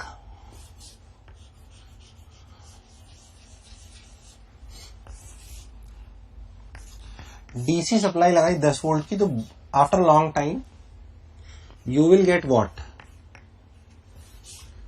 5 एम्पियर करंट। याद करो तो आफ्टर लॉन्ग टाइम इंडक्टर का कोई रोल नहीं रहता, मतलब 10/R की वैल्यू 5 है, मतलब आर की वैल्यू 2 ओम है। ठीक, फिर बोला कि एसी सप्लाई लगाई कितनी? ये 2 ओम पता पड़ गया, 10 वोल्ट, मतलब ये आरएमएस वैल्यू है। कौन सी वैल्यू है? आरएमएस। तो करंट आया 3 एम्पियर। फिर से करंट अगर सिर्फ ऐसे बोलो 3 एम्पियर, इसका मतलब आरएमएस वैल्यू। जब इसे बोला जाए ना N AC current of 3 ampere, it means वो पीक आरएमएस की कुछ और, दैट इज पीक की आरएमएस। ये सब आरएमएस वैल्यूज है। कौन सी वैल्यूज है? आरएमएस। तो 3 एम्पियर, यानी कि I RMS equals to E RMS by Z. Z is what? Under root R square plus XL square. IRMS के लिए कितनी? 3, ERMS के लिए कितनी? 10, R के लिए कितनी? 2, तो 2 स्क्वायर प्लस ओमेगा L का होल स्क्वायर। बोलो यहां से क्या निकल जाएगा? L। क्या निकल जाएगा? L। Basically this is a practical method to calculate inductance of the circuit. ये एक बेसिक प्रैक्टिकल तरीका है लैब में इंडक्टेंस निकालने का। क्या निकालने का? इंडक्टेंस निकालने का प्रैक्टिकल मेथड है। This is a practical method to calculate inductance. क्या आपको सवाल एकदम क्लियर है? क्या आपको सवाल समझ आया है? चल उतार लो, स्क्रीन स्टॉप करो, उतार लो और सुन। इसकी एक और अच्छी एप्लीकेशन है, सिंपल सी, जो है चॉक कॉइल। सुना है क्या? Chalk coil. ध्यान देख क्या है वो। इसकी एलआर सर्किट की एक और एप्लीकेशन जिसे हम बोलते हैं चॉक कॉइल। कौन सी coil? Choke coil. Choke coil पे चर्चा करते हैं। अच्छा भाई, चॉक कॉइल पे क्या चर्चा है देखो भाई। थोड़ी देर रुक जाते हैं, 5 मिनट।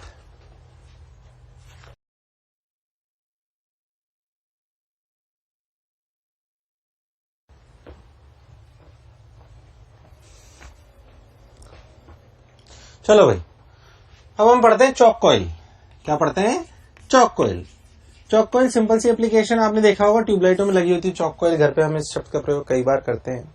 आप ऐसा समझो कि हमारी क्या रिक्वायरमेंट है, क्यों हमें चॉक कॉइल नीडेड है। ऐसा समझो हमारी जो लाइट है, हमारे घरों में जो सप्लाई आ रही है वो 220 वोल्ट है। कितनी है? 220 वोल्ट। अब अगर हमें 220 वोल्ट की सप्लाई है, ठीक है भाई, अच्छी बात है, 220 वोल्ट की सप्लाई है। पर दिक्कत ये है कि हमारी लाइट जो है ना, जैसे ट्यूबलाइट है हमारी, ऐसा समझो इसे 220 वोल्ट की सप्लाई नहीं चाहिए, इसे 40 वोल्ट की चाहिए या 50 वोल्ट की चाहिए। बेसिकली अगर इसे हम 220 वोल्ट की सप्लाई पे चलाएंगे तो ये फूट जाएगी, ऐसा समझो। अब यार बेसिकली हमारे घर में सप्लाई तो 220 वोल्ट की आ रही है, हमें चाहिए 50 वोल्ट ही, तो किसी ने बोला उसमें कौन सी खास बात है यार, सीरीज में रजिस्टर जोड़ दो ट्यूबलाइट के, तो वोल्टेज कुछ रजिस्टर में चला जाएगा। सबने बोला हाँ इसमें क्या है, चला जाएगा, कर भी दिया। थोड़े दिन चला तो देखा कि एक तो बिजली का बिल भी ज्यादा आ रहा है क्योंकि रजिस्टर है, और साला कमरा और गर्म हो रहा है। क्यों? क्योंकि रजिस्टर में हीट जा रही है।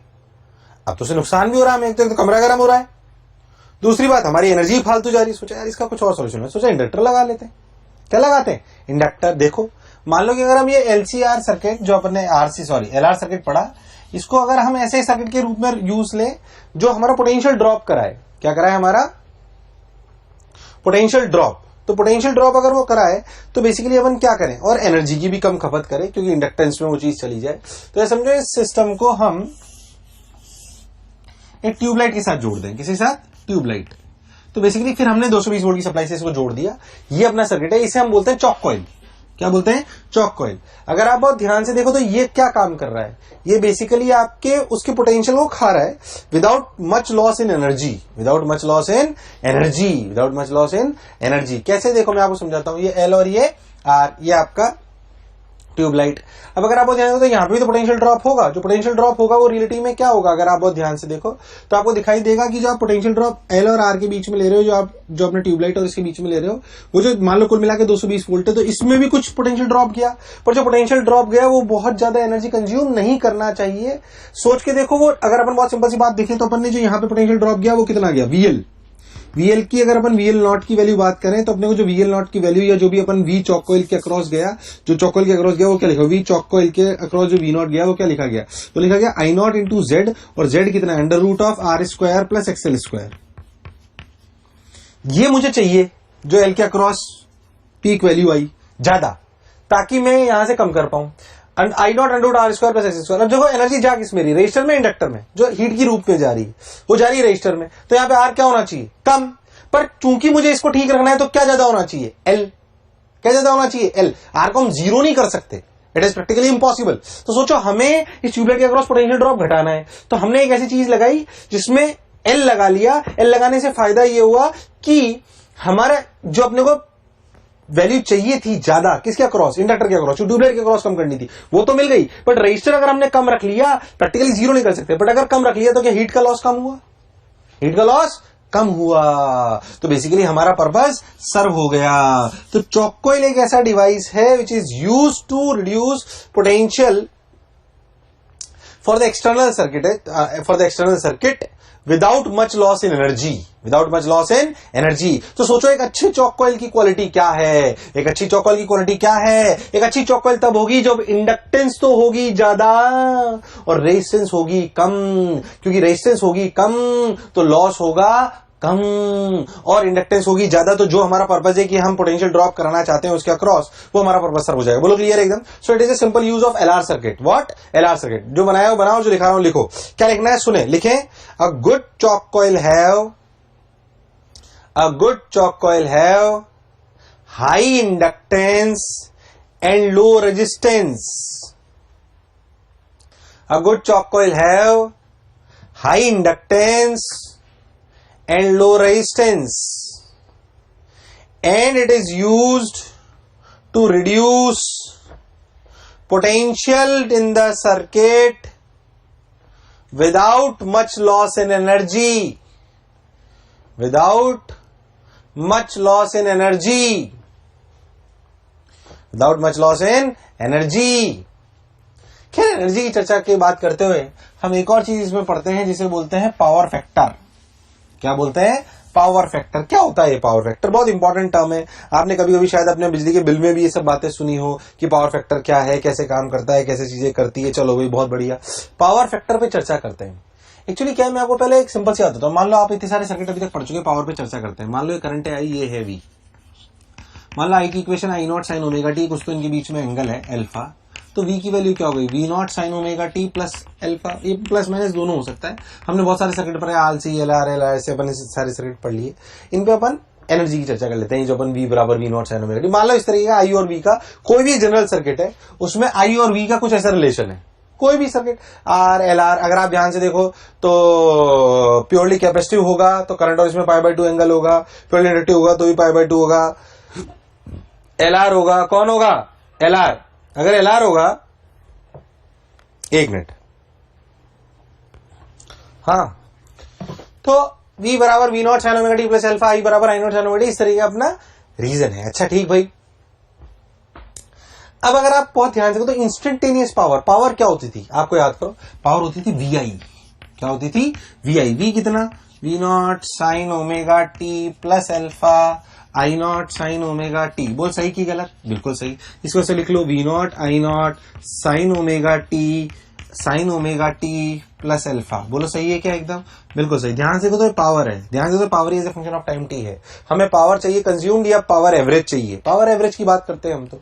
अगर एवरेज पावर निकालना तो अभी आपको थोड़ी देर पहले सिखाया था पावर एवरेज निकालने का तरीका। कोई भी फंक्शन जो टी का फंक्शन हो उसकी पावर निकालने का तरीका integral P T D T upon integral D T. याद है? भूल गया? अपन ने करा था। हाँ भाई बिल्कुल।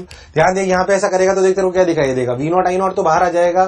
थोड़ा सा तेज बताता हूँ क्योंकि ये कैलकुलेशन है pure. Sign omega T plus alpha को लिख सकते हैं sine omega T cos alpha plus sine alpha cos omega T. Yes और नो? जब आप पहली टर्म को अंदर ले जाओगे तो आपकी टर्म्स कैसे बनेगी? ध्यान से देखो, आपकी टर्म्स बनेगी sign square omega T cos alpha plus sine alpha sign 2 omega T by 2। बोलो क्लियर? अगर आप बहुत ध्यान से देखो तो एवरेज लेने के लिए इसको ऐसे लिखें, पी एवरेज देखना सबको समझ में आएगा। V not I not cos alpha average of sine square omega T D T by T plus sine alpha by 2 average of sine 2 omega T D T by T integral D T या T जो भी लिखना हो। ध्यान से देखो तो इसका एवरेज साइन का होगा 0 और sign square omega T D T by 2 T का एवरेज आएगा हाफ। कितना आएगा? हाफ। तो देख पावर एवरेज की वैल्यू क्या हुई? पावर एवरेज की वैल्यू हुई V not I not cos alpha by 2। तो देखो पावर एवरेज को लिखा जा सकता है, ध्यान से देखो, IRMS ERMS cos alpha। one of the most important formula again, VRMS IRMS cos alpha। देख ऐसा फॉर्मूला आपने सब पढ़ा है पावर एवरेज का। VI रजिस्टर के लिए, प्योरली रजिस्टर सर्किट के लिए E और I में कितना एंगल होता है? 0। तो cos 0 के लिए 1। ये cos अल्फा क्या कहलाता है? This cos alpha is known as power factor. Power factor हर सर्किट के लिए अलग अलग है। ये क्या है? cos alpha power factor. ध्यान देखो, IRMS ERMS cos अल्फा क्या है? Power factor. दिखाई दे रहा है सबको पावर फैक्टर? अब हर सर्किट में अलग अलग पावर फैक्टर पूछे जाते हैं आपसे। आपके जो घरों में सप्लाई आती है उसमें ही पावर फैक्टर यूज होता है। अगर हम कुछ ऐसी चीजें यूज करें जिसमें पावर फैक्टर 90% से कम आने लग जाए, मतलब सरकार की एनर्जी वेस्ट हो रही हो जो गवर्नमेंट सप्लाई अपने को दे रही है, तो अपने पे पेनल्टी लगाना चालू कर देती है। कभी बिल देखो तो ध्यान देना, उसमें पावर फैक्टर टाइप की एक चीज होती है। जनरली घरों में जितनी भी चीजें हम यूज करते हैं उनके पावर फैक्टर सब 90, 95, 99% होते हैं। क्योंकि अगर पावर फैक्टर कम होगा तो basically we are wasting our resources और वेस्टिंग अवर इलेक्ट्रिसिटी। तो ये पावर फैक्टर बहुत इंपॉर्टेंट है। उसका फॉर्मूला है P average equals to IRMS ERMS into cos alpha, where cos alpha is the power factor. उतार लो स्क्रीन स्टॉप करके, फिर आगे बताता हूं। देखो आ जाओ, पावर फैक्टर पे और चर्चा अपन करते हैं। सिंपल सिंपल सी हर सर्किट जो अपन पढ़ते हुए आए हैं उसके बारे में उसकी चर्चा कर लेते हैं। देखिए ध्यान से, इधर देख, देख कैसे।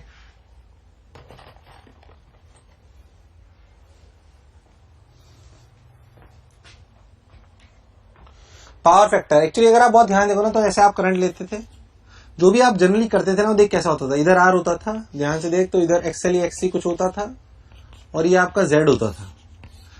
XL के लिए समझा रहा हूं, तो ये आपका अल्फा होता था। यही बेसिकली I और V के बीच का एंगल होता था। अगर XC होता था तो नीचे होता था, आपको ध्यान हो तो, है ना। ऐसे अलग अलग होते थे। तो आप ध्यान से देखो तो जो पावर फैक्टर है उस पावर फैक्टर को कॉस अल्फा को क्या लिखा जा सकता है, R by Z. Z is what, impedance. जैसे अगर अपन बहुत ध्यान से देखें तो आपको दिखाई देगा आर बाई जेड अलग अलग सर्किट के लिए अलग अलग है ना। अगर मैं बात करूं तो आपको अलग अलग सर्किट के लिए, अगर मैं आपको सिंपल सिंपल सी बात करूं तो आपको क्लैरिटी से नजर आएगा। मान लो रजिस्टर ले लो, सॉरी सबसे पहले चालू करते रजिस्टर।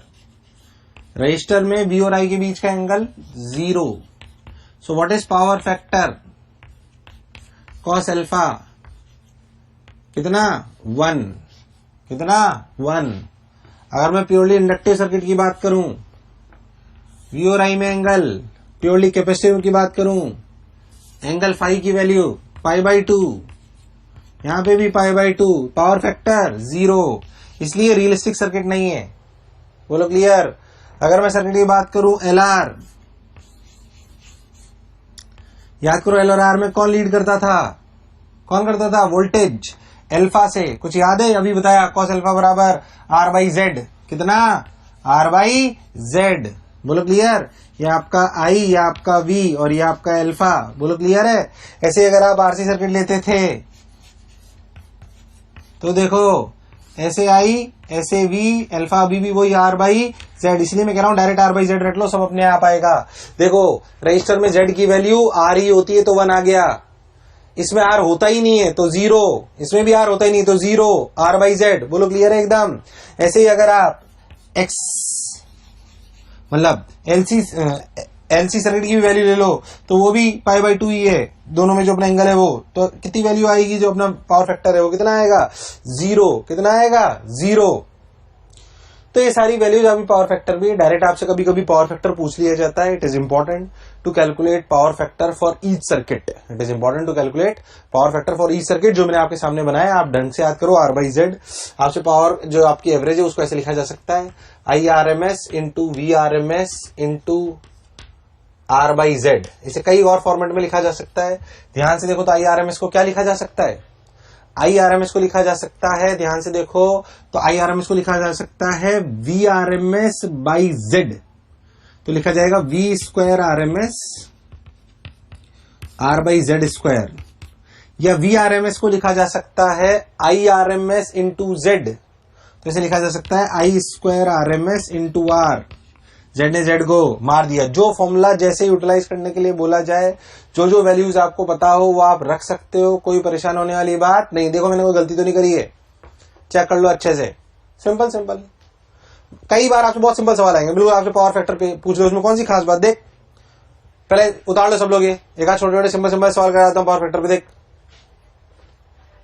उतार लो, उतार लिया, स्क्रीन स्टॉप करके उतार लो। देख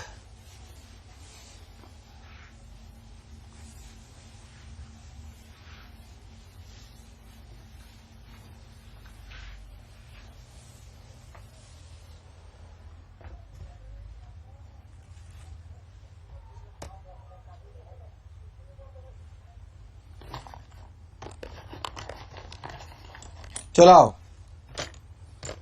जैसे मान लो सिंपल सा मैं आपसे एक सवाल पूछूं कि यार पावर फैक्टर बताओ, इसका कौन सी खास बात। देखो भाई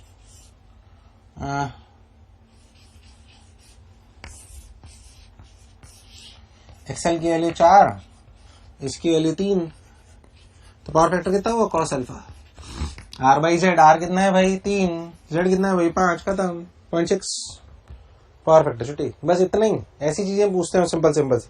पावर फैक्टर की वैल्यू समझ में आनी चाहिए। पावर पूछी जाए सर्किट में तो power average I R M S V R M S. अब मान लो मैं आपको पावर पूछ ली सर्किट में कितनी है, मान लो मैं आपसे बोलूं कि भाई ये इक्वेशन दी गई है आई बराबर 2 sin ओमेगा टी, ऐसे दी हुई है मान लो। अब आपसे पूछे बताया पावर बताओ, तो आपने देखा भाई पावर का फॉर्मूला होता है I R M S V R M S. तो आपने सोचा इसको मैं ऐसे भी तो लिख सकता हूँ I square R M S into cos into R, या पावर फैक्टर से भी लिख सकता हूँ, जैसे आपको अच्छा लगे। तो आई आर एम एस कितना है देखो भाई 2/√2 कितना है 2/√2। और वी आर एम एस कितना है भाई, वी आर एम एस क्या होगा, वी आर एम एस होगा I R M S by Z. V R M S क्या होगा I R M S into Z. तो आप लिख दो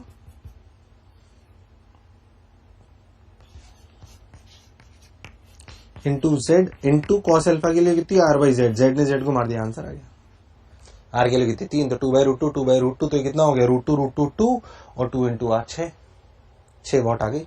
बोला ही नहीं है, खत्म।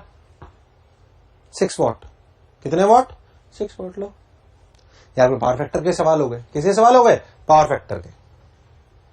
आगे बढ़ जाएं क्या पावर फैक्टर कैसे बेसिक सवाल कर लेंगे। चल अब हम जो इतनी देर से कहानी पढ़ रहे हैं ना, फिर से कहानी में कुछ नया नहीं है, अब सब पुराना हो चुका है। जो नई बात है वो ये है कि अब अपन सर्किट पढ़ेंगे एलसीआर। फिर से कुछ नया नहीं है, हम सारे सर्किट तो पढ़ चुके हैं। अब एलसीआर जोड़ लो, उसमें कौन सी ऐसी खास बात। देख एलसीआर सर्किट लिखे एलसीआर, तीनों ले लो भाई, एक्ससी एक्सएल आर, वही पुरानी कहानी रिपीट करता हूं जल्दी से। मान लो करंट दिया हुआ है I बराबर I0 साइन ओमेगा टी, तो आपको दिखाई देगा potential across inductor is I0 XL sine omega T. Current से वोल्टेज लीड करता है π/2 से। पोटेंशियल अक्रॉस कैपेसिटर दिखाई देगा I0 XC sine omega T minus π/2, और पोटेंशियल अक्रॉस रजिस्टर दिखाई देगा I0 R sine omega T.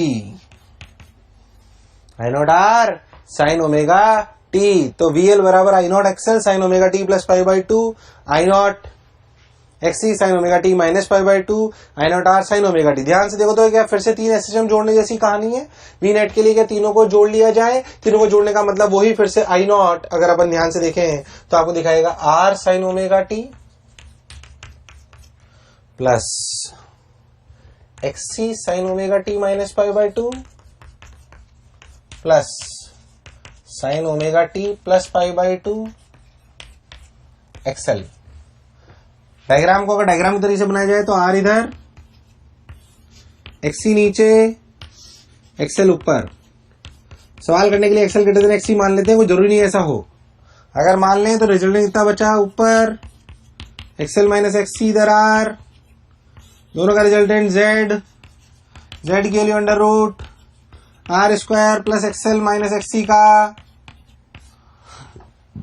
Whole square, Z बराबर under root of R square plus XL minus XC का होल स्क्वायर। बहुत बढ़िया। Again उसकी यूनिट ओम, ये एंगल अल्फा, ये आई, ये वी। अगर एक्सएल बड़ा होगा तो वी लीड करेगा, एक्सी बड़ा होगा तो करंट लीड करेगा। वही पुरानी बात, सीसीएल कैपेसिटर में करंट लीड करता है, कैपेसिटर डोमिनेट करेगा तो करंट लीड करेगा, और अगर इंडक्टर डोमिनेट करेगा तो वोल्टेज लीड करेगा।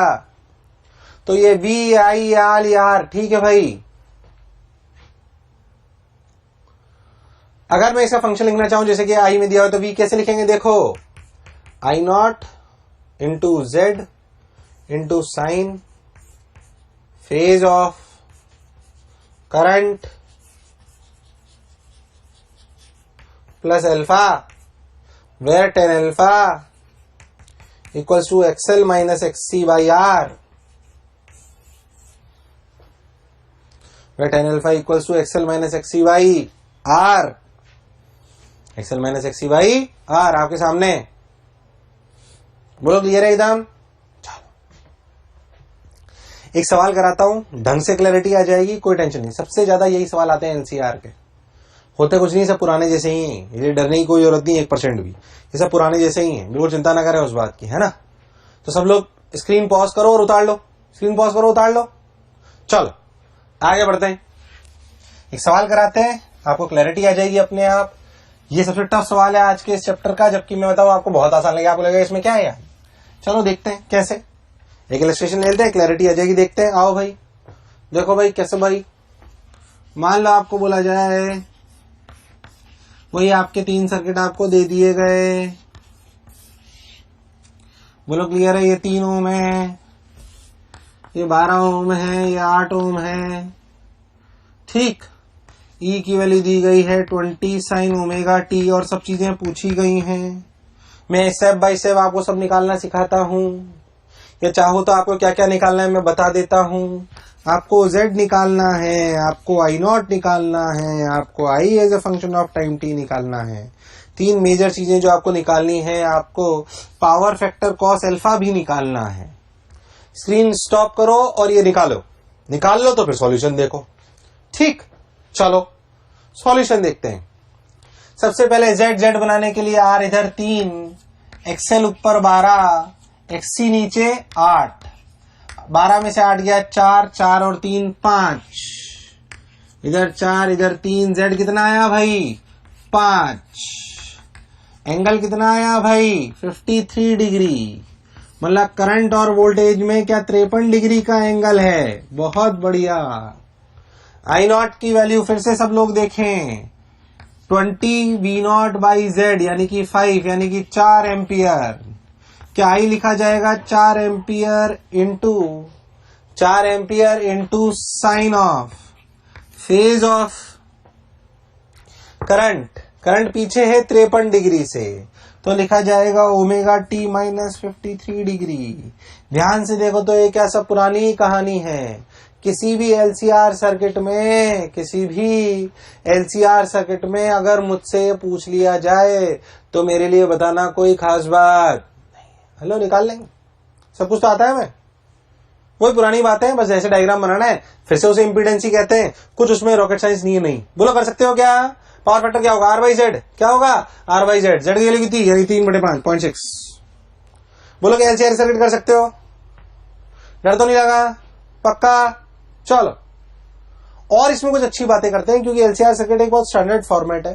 खैर, मैं आपको एक और चीज इसमें बताना चाहता हूं, आपको इस सवाल में ही समझ में आ जाएगा। मैं आपसे पूछूं कि what is the value of VL0, मतलब पोटेंशियल अक्रॉस इंडक्टर की peak value, that is equal to I0 into XL। Obviously I0 कितना आया बताना जरा? 4 इंटू XL कितना? 12, मतलब कितना? 48 वोल्ट। ओ, ऐसे ही VC0 निकालो, 8 इंटू 4 32 वोल्ट।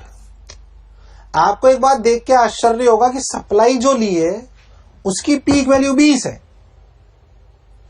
बट अगर मैं यहां आउटपुट ले लूं तो जो आउटपुट आएगा उसकी पीक वैल्यू 48 वोल्ट है। अरे वाह, ये तो चमत्कार है।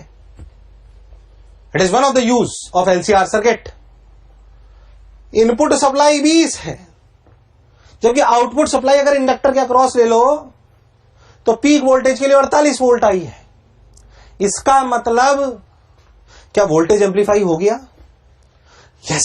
सो this is one of the use of LCR circuit, that LCR circuit can be used as a voltage amplifier instrument. LCR circuit can be used as voltage amplifier circuit. कैसा circuit? Voltage amplifier circuit. बोलो थोड़ी थोड़ी feel I क्या? पक्का? Good. अच्छा, और बातें करते हैं भाई इसमें, और क्या क्या है देखो, और चर्चा करते हैं। कैसे? देखो, मान लो कि हम कुछ और बात करें कि यार एक स्पेशल सर्किट लेते हैं। इसके जेड पे अगर चर्चा करें, सोच के देखो तो सर्किट में मैक्सिमम एनर्जी का फ्लो कब होगा?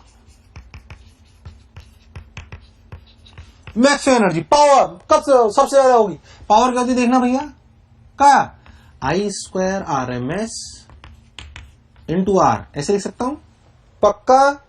सोच लो, I² RMS का मतलब क्या लिख सकते हैं? वही E² RMS by I² RMS लेते हैं, E² by RMS by Z² into R, कैसे भी लिख सकते हैं। ओके, E² RMS वो सप्लाई जो हमारे घरों में आ रही है, तो इसे फिक्स्ड है। बोलो क्लियर? पक्का? ओके। अब Z, इस चीज को मैक्सिमाइज करने के लिए R तो फिक्स्ड है, Z को वेरी करा सकते हैं। क्यों? क्योंकि ओमेगा वेरी करा सकते हैं, मान लेते हैं ऐसा, ठीक। अगर Z को वेरी करा सकते हैं तो Z की मिनिमम वैल्यू क्या हो सकती है? क्या हो सकती है?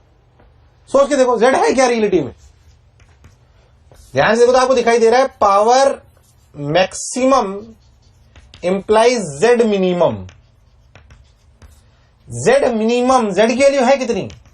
Under root of XL minus XC का whole square plus R square. ये जीरो तो नहीं हो सकती। क्या ये जीरो हो सकता है? Z मिनिमम इंप्लाइज XL बराबर XC। जब ये XL बराबर XC हो जाता है, यानी कि ओमेगा L बराबर 1/ओमेगा C हो जाता है, यानी कि ओमेगा स्क्वायर बराबर 1/LC, ओमेगा बराबर रूट LC, यानी कि F बराबर 1/2 पाई रूट LC। जब इतनी फ्रीक्वेंसी हो जाती है सोर्स की, तो XL बराबर XC हो जाता है और सर्किट में मैक्सिमम एनर्जी का प्रवाह होता है, और इस कंडीशन को कहते हैं रेजोनेंट कंडीशन। क्या कहते हैं? It's a special case. ये तब होता है जब XL बराबर XC हो जाता है और मैक्सिमम एनर्जी मिल रही होती है, और उसे रेजोनेंट कंडीशन कहते हैं, और इसे कहते हैं रेजोनेंट फ्रीक्वेंसी। कई बार आपसे रेजोनेंट फ्रीक्वेंसी पूछी जाएगी, इसलिए अगर फॉर्मूला याद रहे तो उसमें कोई बुराई वाली बात नहीं है। ये है आपकी रेजोनेंट फ्रीक्वेंसी। क्या है आपकी रेजोनेंट फ्रीक्वेंसी? तो आपका L, ये C, ये R। बोलो क्लियर है? फ्रीक्वेंसी बराबर 1/2 बाई रूट LC। सबने बोला ठीक, मैंने बोला रेजोनेंट फ्रीक्वेंसी में क्या होता है भाई? मैक्सिमम पावर ट्रांसफर होती है। और हम ऐसा भी कहते थे कभी कभी कि it acts as a purely resistive circuit. क्यों? XL बराबर XC हो गया। XL बराबर क्या हो गया? XC। अगर XL बराबर XC हो गया तो प्योरली रेजिस्टिव सर्किट होगा, प्योरली रेजिस्टिव सर्किट हो गया तो उसे बोलते हैं रेजोनेंट फ्रीक्वेंसी। बहुत सवाल आएंगे इस पे कि ऐसा बोला जाएगा ये circuit act as a purely resistive circuit, LCR circuit. तो आपको समझ जाना है कि वो रेजोनेंट सर्किट, रेजोनेंट फ्रीक्वेंसी पे बात कर रहा है। और रेजोनेंट फ्रीक्वेंसी के लिए कितनी है? F बराबर 1/2 पाई रूट LC। खूब सारे सवाल दिखेंगे, डरने की कोई जरूरत नहीं। इसका यूटिलाइजेशन में आपको बता देता हूं एक, ताकि आपको समझ में आए कि उसकी कितनी वैल्यू है। आपने ट्रांजिस्टर देखा होगा, पुराने ट्रांजिस्टर में देखा हो तो एक नॉब घुमाते थे। जब नॉब घुमाते थे तो भैया जो है अलग अलग स्टेशन आता था, कभी विविध भारती, कभी 94.3 FM, कभी 92.7 FM। बेसिक फंडा क्या था मैं आपको समझाता हूं अच्छे से। जब आप नॉब घुमाते थे तो बेसिकली आप कैपेसिटेंस चेंज करते थे उसकी। क्या चेंज करते थे? कैपेसिटेंस। अब कैपेसिटेंस चेंज करते थे, मान लो कि 92.7 मेगाहर्ट्ज जो फ्रीक्वेंसी है, आपने कैपेसिटेंस इतनी सेट कर दी कि ये F की वैल्यू 92.7 आ गई। अब एंटीने को सारी फ्रीक्वेंसी मिल रही है, 94.3, 92.7, विविध भारती, सब। बट वो किस फ्रीक्वेंसी के लिए सबसे ज्यादा एनर्जी लाएगा? जिसमें क्या रेजोनेंट फ्रीक्वेंसी होगी। अब मान लो आपने सी इतना सेट कर दिया कि ये फ्रीक्वेंसी 92.7 हो गई, तो आपको कौन सा चैनल सबसे ज्यादा सुनाई देगा? 92.7। That is how radio works. Basic पुराने फंडे ऑफ रेडियो, बिल्कुल सिंपल नॉब जो घुमाते थे आप। अब तो बहुत टेक्नोलॉजी चेंज हो गई है, तो हमारे क्लिक पे सब कुछ होता है, but still these are the basic fundas कि when you change the C, you change the resonant frequency, and as you change the resonant frequency, you will get the maximum energy for the desired station, for the desired station. So that is the use of resonant frequencies. क्या अपन सवाल कर सकते हैं? पक्का। Resonant frequency में थोड़ी सी और चर्चा अपन कर लेते हैं। जेड मिनिमम कैसे ग्राफ कभी कभी आपको बनवाए जाते हैं, हालांकि बहुत ज्यादा डिटेल में आपकी इस पे बातें चर्चा नहीं है। एक आध चीजें मैं आपको बता देता हूं, देख ध्यान से इधर कैसे सुन। अगर आप बहुत ध्यान देखो तो जेड को, अगर आप बहुत ध्यान देखो तो जेड की अगर आप वैल्यू पे चर्चा करो तो आपको थोड़ी सी चीजें समझ में आएंगी कि जो आपकी जेड की वैल्यू है वो अंडर रूट है XL माइनस एक्स स्क्वायर, यानी कि ओमेगा L माइनस 1/ओमेगा C का whole square plus R square. अगर आप बहुत ध्यान से चर्चा को देखो तो जब जब आप सर्किट में ओमेगा चेंज करते हो तो जेड चेंज होता है। ध्यान से देखो तो जेड की जीरो मतलब मिनिमम वैल्यू कितनी हो सकती है? जेड की R कितनी हो सकती है? R। तो जेड और ओमेगा का जो ग्राफ आता है ना, कुछ कुछ ऐसा आता है, देखो कुछ इस प्रकार का। ये ओमेगा रेजोनेंट फ्रीक्वेंसी F0, ठीक, रेजोनेंट फ्रीक्वेंसी। इधर करोगे तो भी ये वैल्यू स्क्वायर होके बढ़ेगी, उधर जाओगे तो भी ये वैल्यू स्क्वायर होके बढ़ेगी, और जेड मिनिमम की वैल्यू कितनी होती है? R। ऐसे ही अगर आप आई नॉट जो होता है, आई नॉट आपका क्या होता है? आपका आई नॉट होता है E0 बाई जेड। तो उस आई नॉट का जो ग्राफ है वो मैक्सिमम कब जाएगा? जब जेड मिनिमम होगा तो इस प्रकार का आएगा। ये रेजोनेंट फ्रीक्वेंसी कहलाती है F0। अगेन इस तरह की आपका फ्रीक्वेंसी के साथ ग्राफ आता है रेजोनेंट फ्रीक्वेंसी। इस ग्राफ की बहुत इंपॉर्टेंस होती है कि ग्राफ कैसे क्वालिटी फैक्टर है, क्या है क्वालिटी फैक्टर वगैरह आपके कोर्सेज में नहीं है, इसलिए मैं उस पर ज्यादा चर्चा नहीं कर रहा हूं। क्वालिटी फैक्टर होती है resonant frequency upon bandwidth. Bandwidth क्या होती है? I not by root two, I not by root two. ये जो पीक वैल्यू आई है ना आपकी आई की, आई नॉट की पीक वैल्यू, उसकी जब 1/√2 1/√2 हो तो इसे कहते हैं बैंडविड्थ। बहुत ज्यादा चर्चा नहीं कर रहा हूं, क्यों? क्योंकि आपके कोर्स में नहीं है, कभी आ जाए तो लिख लेना बस। बैंडविड्थ क्या है? मान लो पीक वैल्यू है, इसकी √2 टाइम्स जो वैल्यू होंगी ना, उससे जो बैंड बनेगा, जो फ्रीक्वेंसी बैंड होगा, इनके बीच का गैप, उसे कहते हैं बैंडविड्थ। इसकी वैल्यू होती है बहुत ज्यादा। थोड़ा सा इसे समझा देता हूं कि अगर ये बहुत ज्यादा वैल्यू होगी ना, तो बेसिकली आपको कई स्टेशन एक ही जगह मिल जाएंगे। रेडियो से रिलेट कर रहा हूं मैं। इस मान लो ये फ्रीक्वेंसी है रेजोनेंट फ्रीक्वेंसी, ये जल्दी से गिरना चाहिए ग्राफ, जल्दी से गिरेगा तो बाकी स्टेशन के लिए एनर्जी बहुत कम हो जाएगी। अगर ये बहुत बड़ा होगा ना, तो फिर बाकी स्टेशन आपको इंटरफेरेंस दे सकते हैं, इसलिए इसकी शार्पनेस बहुत इंपॉर्टेंट होती है। उसी के लिए बोलते हैं क्वालिटी फैक्टर। क्यों? वो क्या होती है? Resonant frequency upon bandwidth. उसकी वैल्यू आगे चल के आती है XL/R। Resonant frequency upon bandwidth, उसके लिए आती है XL/R। क्या आती है? XL/R। खैर अपने उससे मतलब नहीं है, ग्राफ राफ थोड़े बहुत आप याद रख लो, बाकी आपको कोई परेशान होने की जरूरत नहीं है। क्लैरिटी एकदम। चलो भाई, ये आपके थे LCR सर्किट। कौन से सर्किट थे? LCR circuit. तो अपन ने पावर फैक्टर पढ़ लिया, LCR सर्किट पढ़ लिया, अपन ने ये पढ़ लिया, अपन और भी चीजें पढ़ चुके हैं अपन। और देख, एक और जो इसमें आखिरी चीज रह गई अगेन, वो है ट्रांसफॉर्मर। मैं आपको सही बताऊं तो मैं अभी 5 मिनट में आपको ट्रांसफॉर्मर पढ़ा दूंगा, बट ट्रांसफॉर्मर इलेक्ट्रॉनिक्स ब्रांच का, IIT में या किसी भी अच्छे कॉलेज में आप जाओगे तो इलेक्ट्रॉनिक ब्रांच का पूरा एक सेमेस्टर होता है किस पे? ट्रांसफॉर्मर पे। तो मैं आपको बहुत बेसिक सा एक ओवरलुक दे रहा हूं बस, जो बेसिक सवाल आपके पास आप पे आते हैं, बाकी कोई डिटेल बहुत ज्यादा नहीं है आपके कोर्सेज में, इसलिए कुछ अपने ट्रांसफॉर्मर्स पे बेसिक चीजें आती है। जो मैं आपको पढ़ा रहा हूं इसमें रियलिटी में, अगर आप IIT दिल्ली जाओ तो आपके बहुत सारी ब्रांचेस इसी पे बेस्ड, इलेक्ट्रॉनिक्स एंड कम्युनिकेशन, तो बहुत डिटेल में है ये सब। बट आपने को वही पढ़ना है जो अपने विद इन द कोर्स है ना। फर्स्ट ईयर में जाओगे तो पढ़ाया जाएगा। हम भी IIT BHU में गए तो हमें बहुत सारा पढ़ाया गया वो है, बट हम बेसिक बात करेंगे। एक बेसिक बात जो अपने लिए है वो है ट्रांसफॉर्मर। क्या है? ट्रांसफॉर्मर। आपके समझने की बात, आपने देखा हो तो कई बार हम सुनते हैं यार बिजली का यार ट्रांसफॉर्मर उड़ गया होगा, है ना? सुना है नहीं सुना ऐसा? तो ट्रांसफॉर्मर जो अपने मोहल्ले के आसपास लगा होता है ना, मैं उसी को पढ़ा रहा हूं।